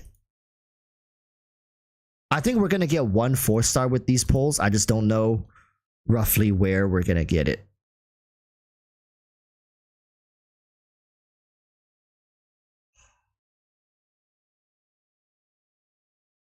I believe back-to-back 4-stars. Back-to-back 4-stars. Boom. Well, we are completely out of gems. Your boy is now officially broke in Honkai Star Rail. I take MasterCard, Visa card, and generous donations in the form of memberships. Thank you very much for supporting the channel. Your boy is out here struggling now. Got more friends adding me, but I want to keep some spots in my friend list empty. I think I have 2 spots left just in case. Let's see, my friend is online. I think this is my other friend playing my friend's account. He's playing 2 accounts if I remember correctly. There's my friend's called Ring. So his main account is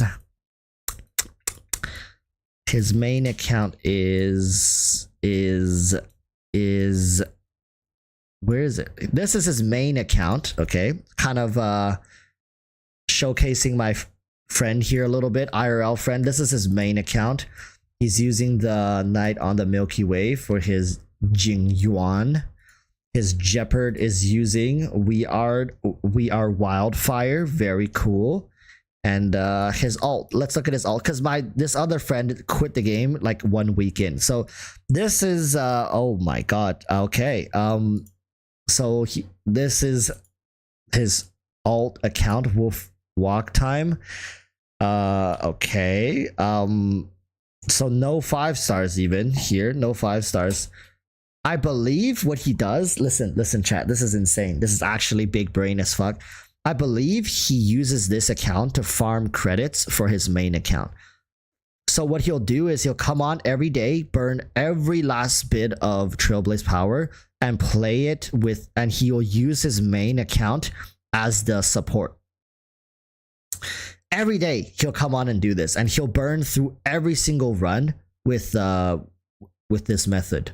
And I believe it's 2,000 credits. What, right? 2,000 credits per run, and he'll just do the gold run or something like that, and he'll use his. So every day he's farming like additional credits. You guys might think it's not a lot, but it adds up over time, right? Like every day he's doing this. His Smurf is higher than my main.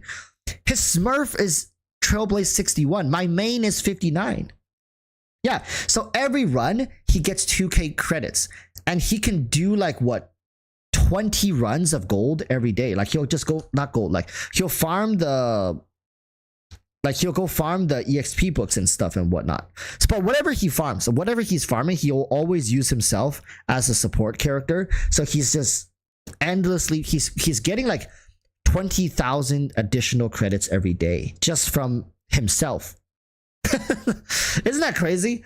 Like if you guys ever want to just farm, like you could, isn't it broken if you can make like 5 different alts, and every day if you have the time and patience to go on all 5 alts and just farm the exp, that's all you do, just burn your thing to farm the exp. Isn't there a cap, right? Like hell, 3 accounts will max you out. Think about it like this: 3 accounts should per day should already max out your credit pool here. It's 6. You can only hold 60k, so every 3 accounts you have to come back in and well, I guess 3.5 accounts if you're doing it in one sitting, because you only have 180 Trailblaze power, and you need 200 for 20k, right? 60k is max. So yeah, every 3 accounts you need to log back into your main, claim it, and then go back, right? What are the rules? Oh, up to 5 times per day? What does that mean? If another player completes a fight with your support, you will receive a certain reward up to 5 times a day. Oh yeah, obviously they're not going to give you the infinite credit glitch. 5 times. So does that mean the max you can get per day is just 10k? But I've came back to 20k before. Maybe I just didn't claim it for 2 days.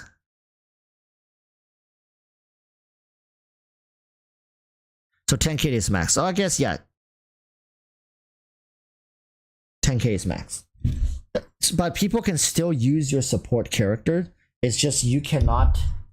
What are you doing? What are you doing, Beluga-chan? You can still use it, you just don't get the credits. That makes sense. Or else you can just infinitely print credit. But nevertheless, he logs in to his alt every day. 10k is max per day, but you can save up to 60k. So you can AFK for 6 days and come back. And if you're very popular among your friends, you're gonna be able to get all the credits. It adds up. Listen, people, it adds up. 10k per day. That's 300k in a month. I mean, 300k is a lot of credits. Not really, but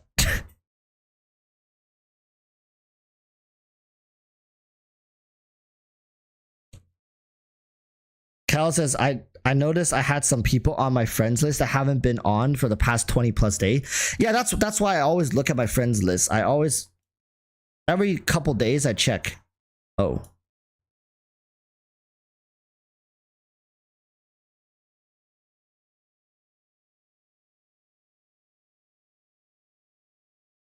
Anyways, I was just saying, every couple days I check. Obviously. I have not been very thorough with Isn't it stupid? They bring you back to the top of your list.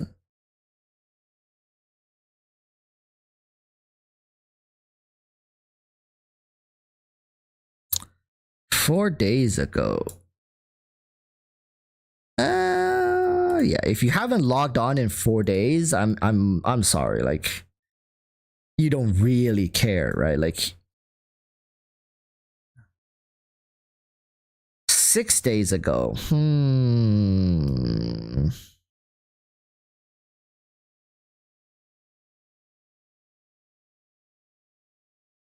6 days ago. I think, yeah, 6. I already removed a person who was a lock me in a room with every Bronya and Tingyun. Wow, my guy. Wait a minute. This guy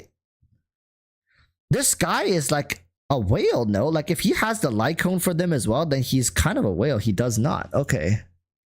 What about Silverwolf? That's the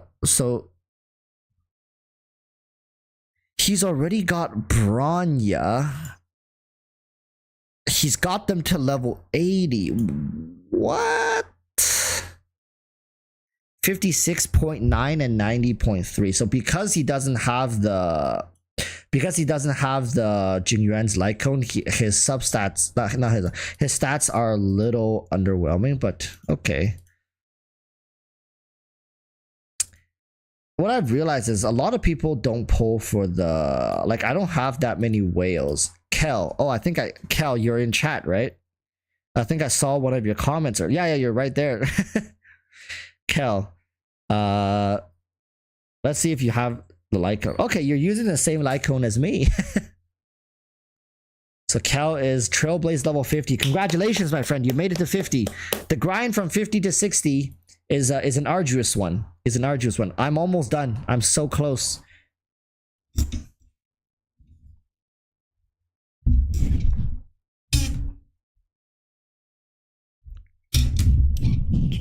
Rodat says, if you look at mine, you can clearly tell that you're a low spender. Do I have Rodats? Rodats. Oh, you're online. Wow, Rodats. Oh, whoa. Okay, cruising in the stellar sea. Nice. Quid pro quo. Yeah, this is what I realized. Most people don't have the light cones. They got the free-to-play light cone. Yeah, you got the characters. Light cone is a work in progress.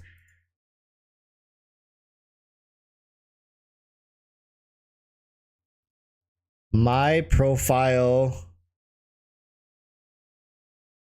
I think I don't have weapon for Locha. I have the weapon for Jingyuan and Clara. Oh my goodness. Every time I look at Seela, it's just,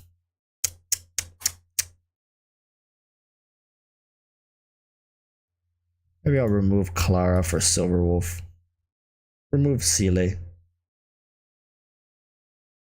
Wait. Silverwolf. Yeah, I'll do Clara. What's wrong with Clara? These are my more wailed on characters. Locha. Should I switch Locha for Bronya? Okay, chat.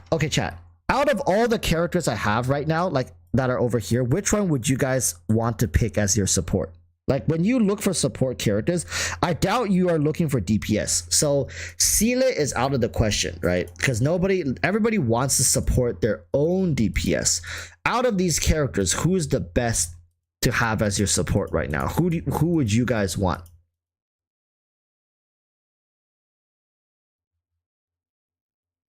I feel like people use DPS over supports for support. Really?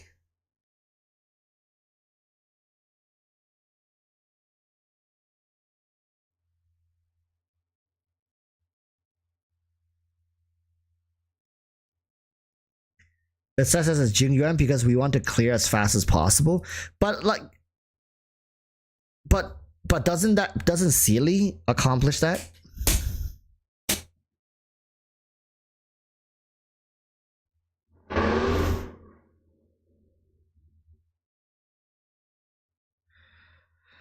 Oh, like honestly, I usually just grab any support because I'm only doing it for the quest. I see.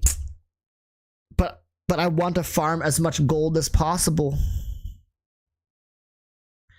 So people say, I feel like people who need support could use a really well-built DPS. Okay. So it seems like it's between Silverwolf and a DPS. seems like I saw Jeopard as well, but it seems like most people would want these type of characters. So if I use Jingyuan for reference, my Jingyuan is, I would like to think my Jingyuan is pretty cracked. He's sitting at 79.3% crit rate with 122 crit damage. He's got 2915 attack, 3070 HP, and he's not even Ascension 6 yet. If he gets to Ascension 6, he's gonna be wild. These are his relics. This boot is not worth it to take above 9 in my humble opinion. He's got a maxed out 4-star planar sphere, and the rope is not bad, but like not amazing. In fact, I'm looking to see if there's like anything better, but ooh, if that was attack percentage. But yeah, so far it's just I'm kind of cut here. Oh my god, that is, imagine if that was a 5-star. But yeah, I mean look at this. This is juicy, no? Okay, this is a 18.7% with 12% attack. I don't think I'm replacing this anytime soon. This is the yikes. This one is pretty yikes. Getting another crit rate might... Look at this, look at this. Just look at this, chat. We got flat attack, attack percentage, and speed. And it went into HP like 4 times. 4 times.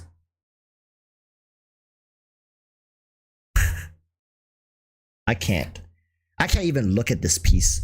I was so happy when I got it. God damn it.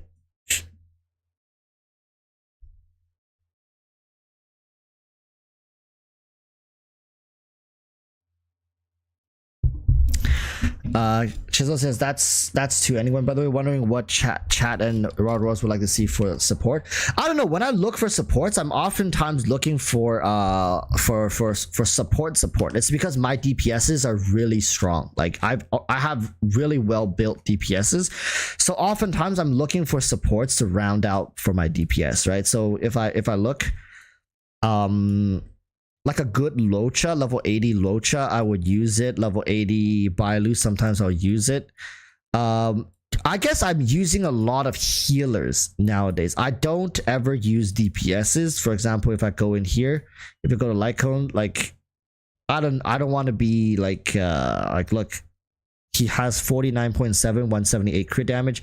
In my opinion, the crit rate is too low, and his attack is barely like a little bit higher than mine. He has more HP. It's like I just feel like my Jingyuan is just overall better. And of course, you got to look at Eidolons, right? Like my Jingyuan has Eidolons as well. He has E1. My Jingyuan, like for example, if I want to look at my Jingyuan is sitting at E2 with his Lycone, E2S1. So like it's very rare that I would even look for DPS options. So most of the time I'm looking for healers or supports, right? Like the Branyas. You know, like I've been curious of using Welt, but I prefer to just replace one of the units I have. Which, and again, I also only bring supports when I have to use them for the quest. Cal says, love the content. Thanks for being awesome, bro. Thank you, Cal. Thank you. Very generous of you. Always welcome. Always love chilling here with you guys. JKL says, what are we talking about right now? Just join the stream. Oh, we're just checking out the account and stuff like that. We talked. Oh, we completely forgot this. We have to react to this video. So this video was sent to me in courtesy of Termina. So Termina from Discord sent me this for us to react to. I don't know, I haven't seen it yet. So it says, does Genshin Impact need more weapon types? My knee-jerk reaction is no, because he's asking, do we need more weapon types? I don't think we need it, but it would be a welcomed addition, if that makes sense, right? There's a difference, right? Saying we need something means that we cannot go forward without it because we need it, right? but wanting it is a whole different perspective. I think I would love more weapon types. Sure, why not? But I don't think we need more weapons. But let's see what Varus has to say. Need new weapon types. While not really a priority discussion topic if you've been playing since version 1, this kind of question has surfaced at least once or twice in your online life. Many players have brought this up mostly in the name of fun theory crafting and not something that needs immediate attention, but at the same time discussion's always meant to bring to light conjecture and opinion, which is exactly the kind of stuff I like to make on this channel. I have gone over weapons in the past, namely criticizing the way it was structured in that it can be prohibitively restricting for players who justifiably don't want to spend the same amount of money it takes to get a character on a piece of equipment. Aside from that though, every so often there would be a post on the Genshin subreddit talking about how more weapon variety would do some good, especially now that the roster is getting bigger and bigger. I figured this would make for a fun, lighthearted discussion topic, so Whoa. the roster is getting bigger and bigger. Is he referencing usage rates? Is this guy referencing usage rates? How cringe. But look how crazy it is. On the, I believe this is probably like what? A EN database, right? The EN database versus the CN database. The top units are very similar. They're very close to each other. But when you get to like maybe the mid tier to upper mid tier characters, they're interchangeable. In CN they put Tartaglia way higher, right? They use Tartaglia way more. They use Kazuha way more. They use Bennett and Shinshu way more. They're usually at like 70-80% usage for like the participating people. Raiden is usually a little higher. Sino is very similar. Fischl is usually lower, but apart from that, oh my god, where's Dia? Dia is lower. Like I can see on EN when it comes, I know this is off topic, but when it comes to EN, I see a lot of people are much more dedicated to the characters they play and invested in as opposed to CN. CN is like just too meta focused. They're way too meta focused. They're too focused on what's good and what's not, and like damage stats optimizations and all that stuff, whereas EN can get the job done just as well but having more variety in playstyle, which I enjoy more for EN. But if you're really trying to do things as efficiently as you possibly can, the CN metrics in my opinion is more accurate when it comes to what is best and most efficient. I figured this would make for a fun, lighthearted discussion topic, so for today, let's talk about this video's title. It's been a while since we discussed weapons in detail, so let's quickly go over them. One moment though, for my PC gacha gamers out there, or even if you play Genshin on mobile, you might want to check this out for your computer games. I partnered up with Java for today's video.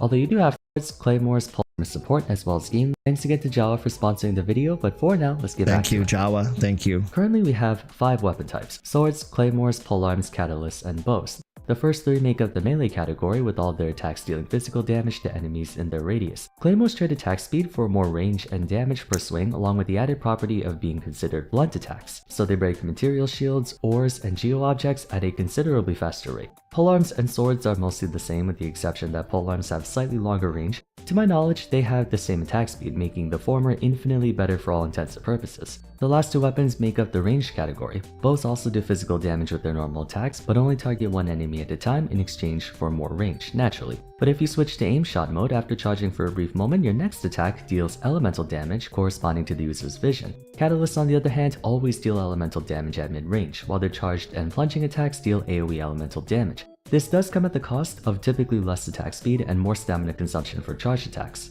That's the gist of weapon types in this game. Not the most rudimentary system out there, but it still falls under a bare bones structure. Things get more sophisticated when we factor in their passives and whatnot, but overall that's the long and short of weapons. Now, to assess whether or not we need more weapon types, we first have to look at what purpose these weapons serve in Genshin.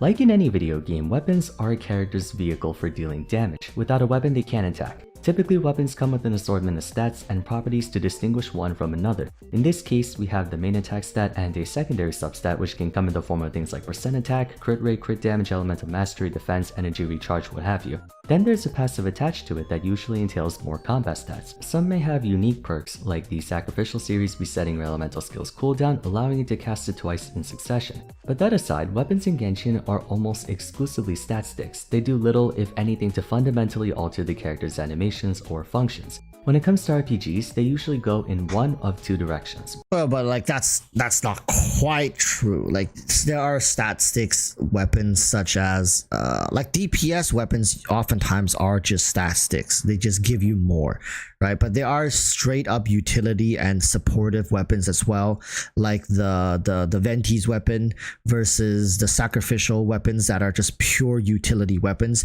that for example, the sacrificial weapons gives you additional use of your elemental skill instantly, right? So you get to use it twice. Oftentimes that's used by a lot of people to get more particles for their characters, or to just nuke enemies twice very hard, and oftentimes both at the same time. In the case, let's say if you're running Yalan with a sack bow, right? Like you can just use her skill twice. Now, of course, is that the best option? I'm not going to comment on that because I think Yalan has what's the other one called? The one that there's another one for Yalan. It's another 4-star bow. The one that gives you particles. Favonius. Like a lot of people would prefer Favonius. Same with Xingqiu and stuff. But the sack sword, Favonius sword, basically does the same thing, right? So they're not fully stat sticks, and in my opinion, like I think the weapon system in Genshin is just complex enough. Any more than this, like there's gonna be people who can never figure it out by themselves, and I know there's a lot of people who already struggle figuring this out by themselves. That's why they, oh my goodness, Jub, are you okay? That's why most of the time people end up looking up guides and stuff to figure out what they need to use.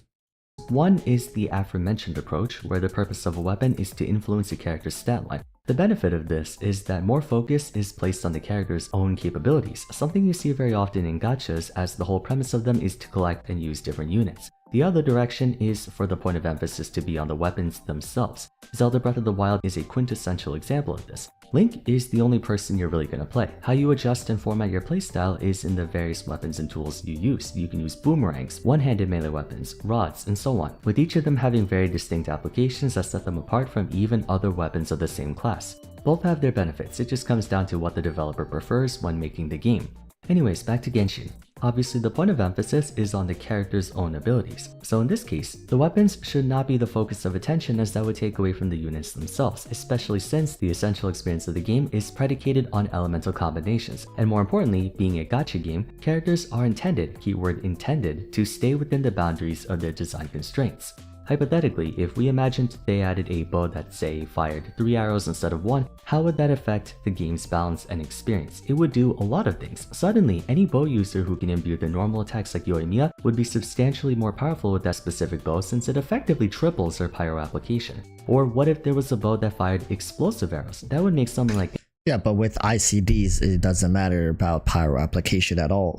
They've made sure application for a lot of elements it has been excessive in many regards. It's just that it's pointless to apply so much, but it says a lot about, let's say, abusing her multipliers, because Yoimiya's 5th shot, right? Yoimiya's multiplier scales up incredibly high with the consecutive number of shots. So how that bow would like ideally scale with her own multipliers, maybe it accelerates her multipliers. So meaning you get to the first 2 shots very fast every time because they're useless, they're relatively weak, and then you can land on the 3rd, 4th, 5th shot much faster, ideally making her less shield dependent and more like and able to accelerate her DPS, like ramping it up much faster.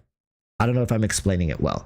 Like that could be very influential in how you play her and how good she is. Ganyu exceedingly overpowered, as she could proc reverse melt on her own Frostflake arrows. They may sound really exciting, but once again it draws attention away from Yoimiya/Ganyu and puts it on those specific weapons. At that point, it's not whether or not X character is strong, it's about whether or not X character can use that weapon, if that makes sense. Because of this, weapons are for the most part entirely nominal, especially nowadays. Back then, one advantage Diluc had over Kuting, aside from being the superior element at the time, was that he was a greatsword user, so it was much easier dealing with shield hilichurls or farming crystal ore. However, in the present, I can't remember the last time a character's weapon actually mattered. Not saying it doesn't.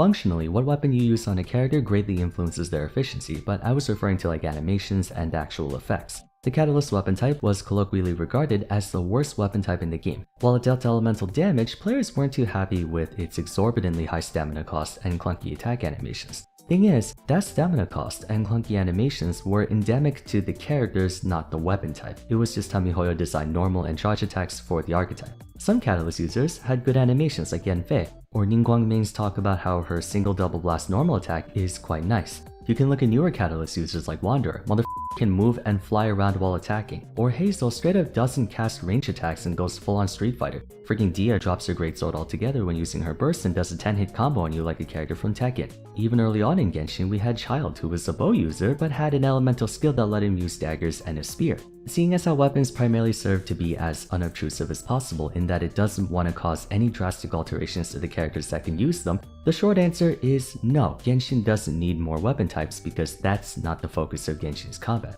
The focus is the character. Weapons serve to assist in their own abilities. You would use the sacrificial weapons to make it easier for them to get their burst back up or use their elemental skill. But okay, he mentioned Catalyst being unanimously voted as the worst weapon type.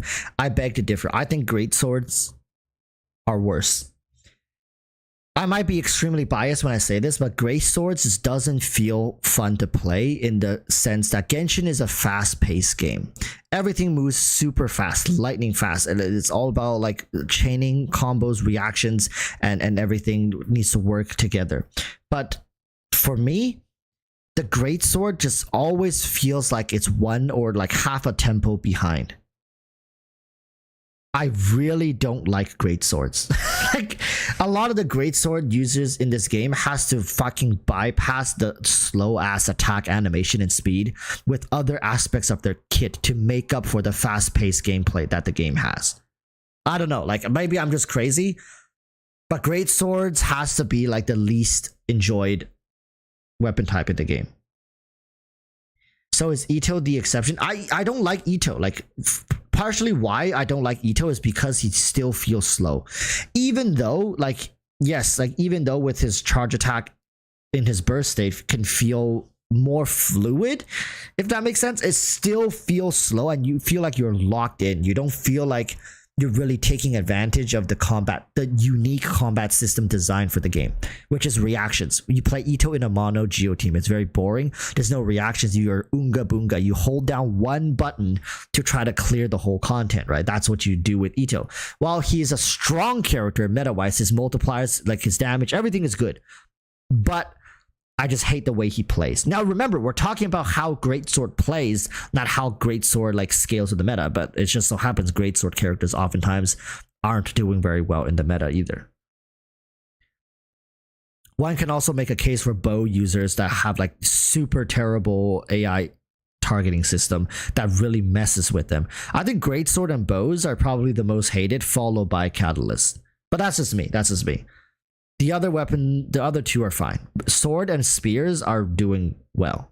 If more uses of it contributes to more DPS uptime. In actuality though, Hu Tao's Staff of Homa is no different from Dragon's Bane or Deathmatch in the grand scheme of things. It's just that Staff of Homa is better on her due to giving more stats that are conducive to Hu Tao's gameplay. That's it. By that logic, adding more weapon types is not a necessity. Yulo could attack you with an AK-47, Thor's hammer, a forklift, or a body pillow of amber for all the difference it actually makes. With that said, does that mean there's no benefit to adding weapons? No. How you go about it can greatly enhance the game's experience if you follow up with a correspondence on the other side. One place where I think this was done nicely was in Minecraft, believe it or not. Back in update 1.9, even though like most people I was unhappy with the combat changes overall, I appreciated the attempt they made to diversify weapon types a bit. Before 1.9, swords were the only weapons you ever wanted to use. They did the most damage and could also block to mitigate incoming damage. But after 1.9, they removed the ability for you to block with a sword and added shields. Shields negated any and all damage coming from attacks originating from the direction you were facing.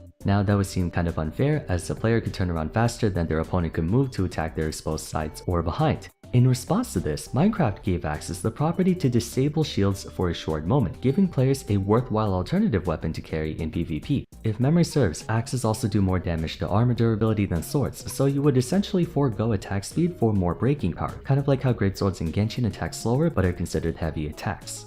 At the moment, they Genshin doesn't suck. have any correspondence to weapon types. They have correspondence to elements, such I as really the don't Hydro like Abyss Great Herald Sword. being weak to cryo damage, but there's no difference what weapon you use. If in the foreseeable future they added content that necessitated a certain weapon type, then that could allow for there to still be a focus on the characters while adding meaningful decision making to I don't weapon think they types. ever will do Some that. enemies kind of do that. The Rune Hunters were a tad bit harder than Rune Guards to deal with because they could fly in the air, rendering melee weapons unusable, so you had to use a bow aimed shot to knock them down first. Doesn't even have to be that big. We can make it so an enemy requires a certain number of attacks, regardless of strength, to cancel out their attack or something. I would argue that could make for a good excuse to add gauntlets. In most RPGs, gauntlet weapons trade range for much faster attack speed, so by adding a boss or type of mob with an attack that would insta-kill you unless you landed 100 hits on them, a gauntlet user can do that much faster than a greatsword user. On that note, this could be a good way to retroactively balance out the existing 5 weapon types. Polearms are currently the best of the 3 melee weapons on account of having more range than a sword without sacrificing any speed, but maybe they can make swords attack faster by virtue of them being lighter than a spear.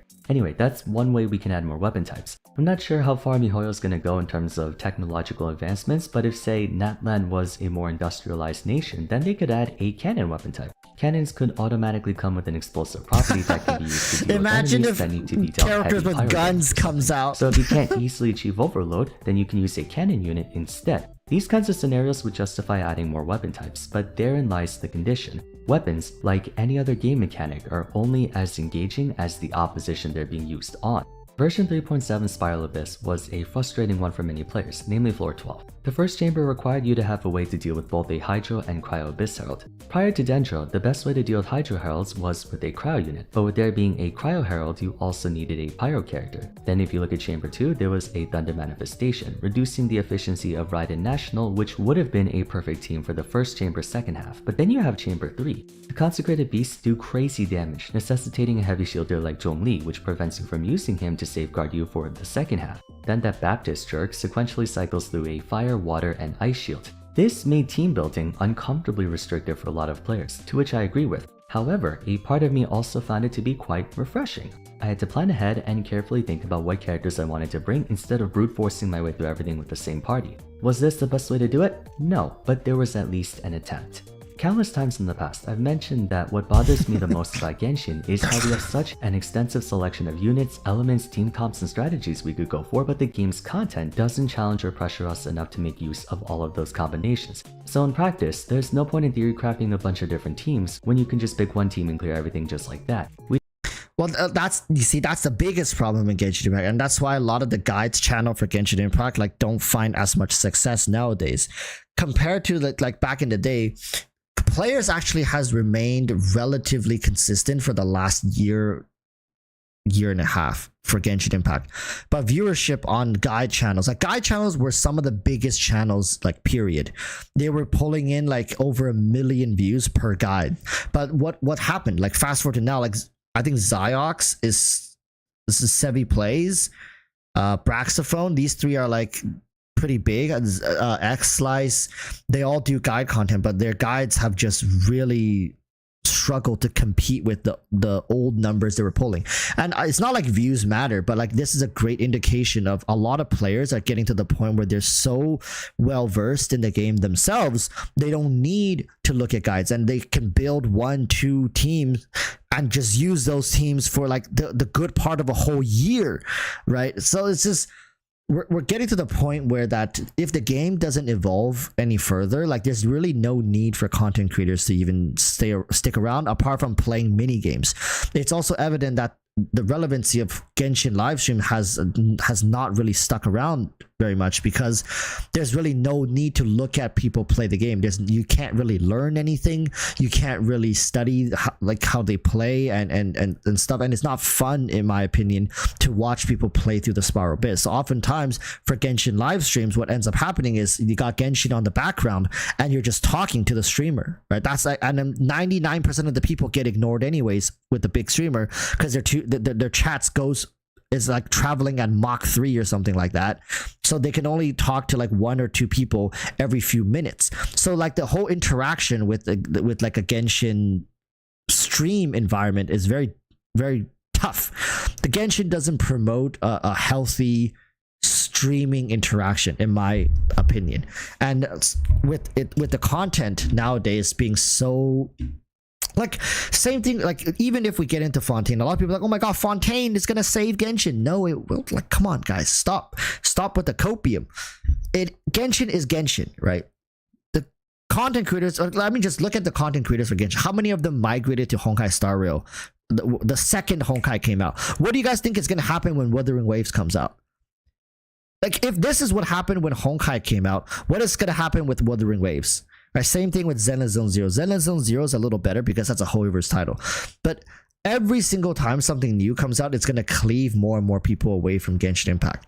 And this is like indicative of the current issue, in my opinion, is that players have just gotten so well versed when it comes to game knowledge that they don't need content creators, they don't need interaction, they don't need to learn anymore, and the game doesn't make an active effort to challenge the players to learn more, to try more, to experiment.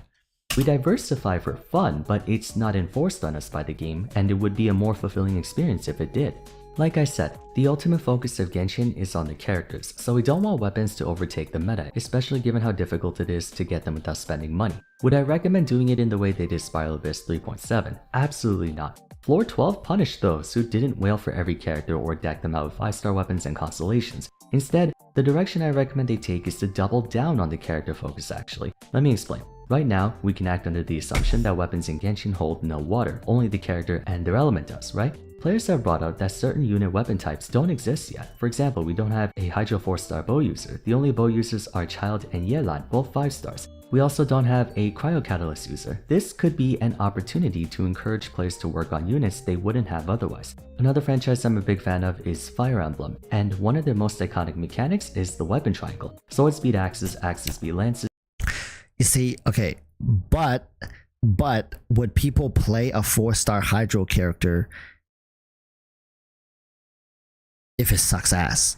You know what I mean? It's like, it's good to have diversity, but you also have to make sure that a 4-star character in a, let's say, a 4-star Hydro bow user does something different than Tartaglia and Yelan, and something different yet necessary or welcomed in certain team compositions.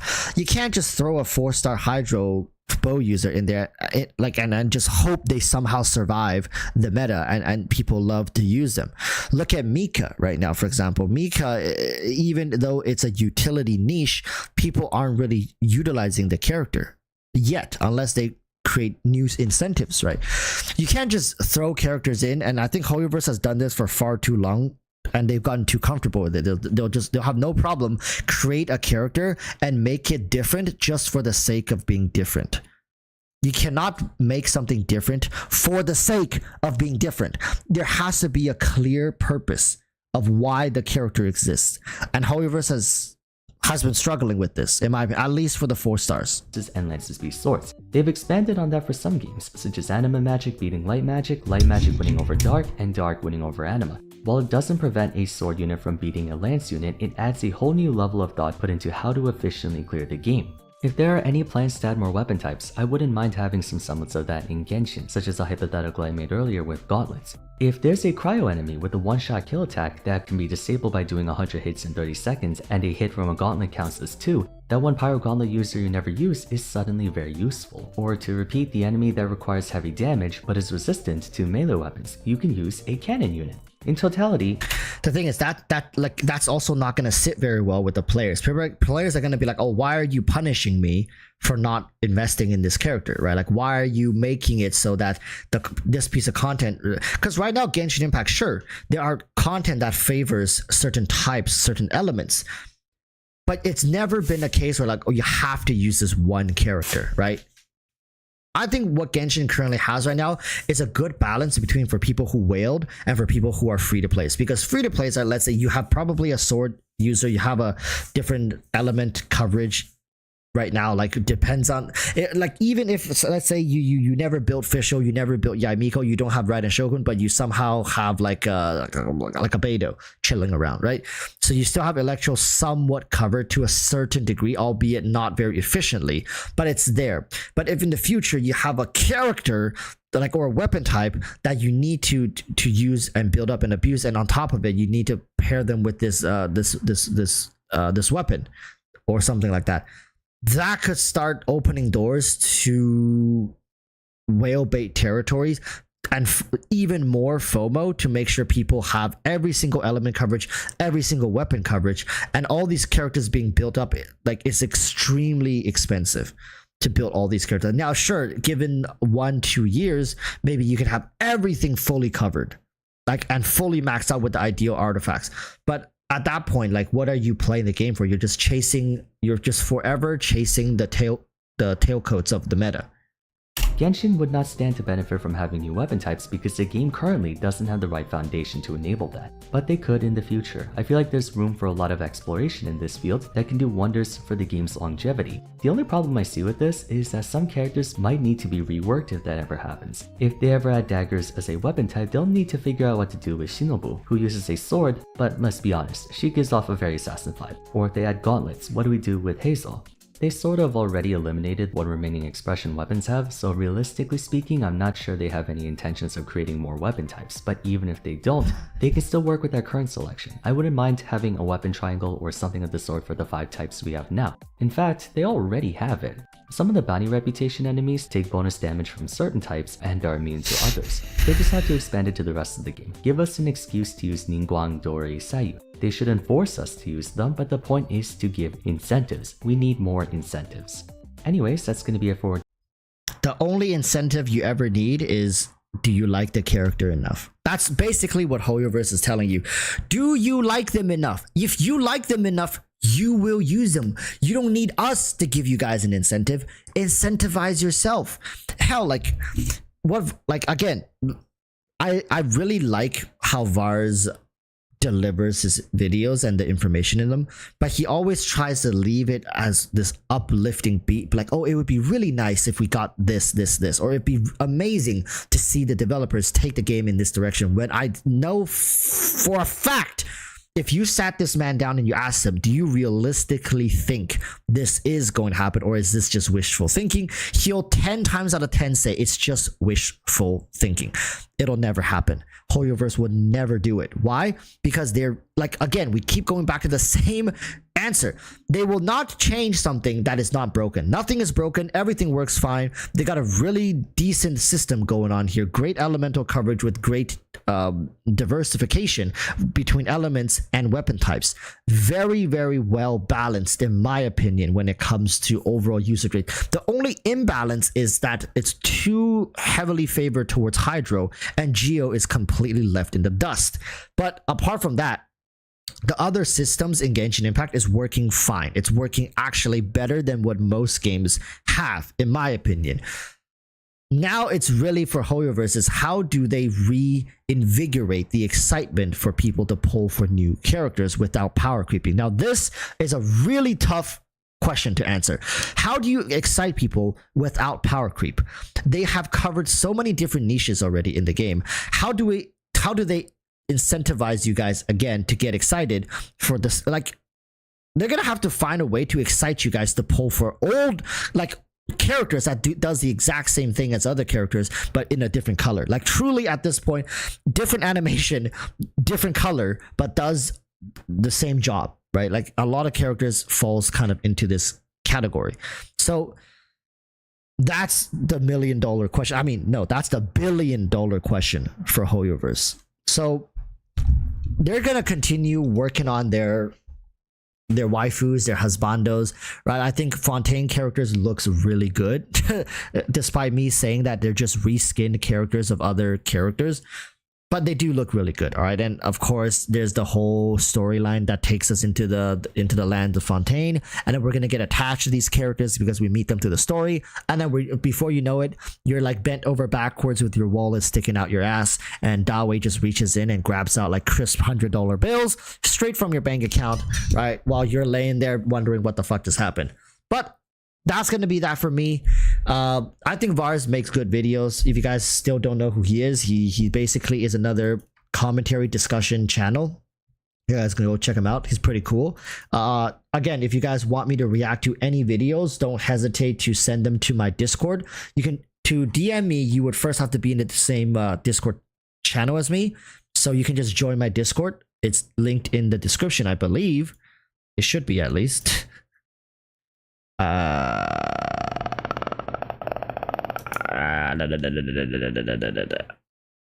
Let me see. Yeah, there it is. It's under my socials.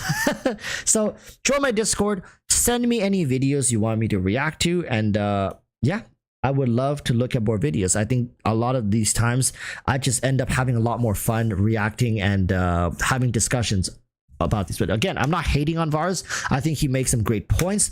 I mean, I would like to believe that he sourced like facts that he's presenting from credible sources. So I would like to say he's a credible content creator, and I really enjoy reacting to his videos. But for other people who have found smaller creators, even if like it doesn't have to be a big creator, you yourselves should try to go out there and find smaller creators to support and to see what they are talking about, because somebody's subscriber count isn't always indicative of the quality of their content. Most of the time it is, but not always. Like for example, we found Soul, right? If you guys don't know who he is, Soul of an artist, he makes great Genshin content. In my opinion, he has some of the better content in terms of Genshin. He's very straightforward, very brutal with it. So go out there, look for some people's contents. I look forward to seeing and receiving your messages and reacting to more content in the future. Right?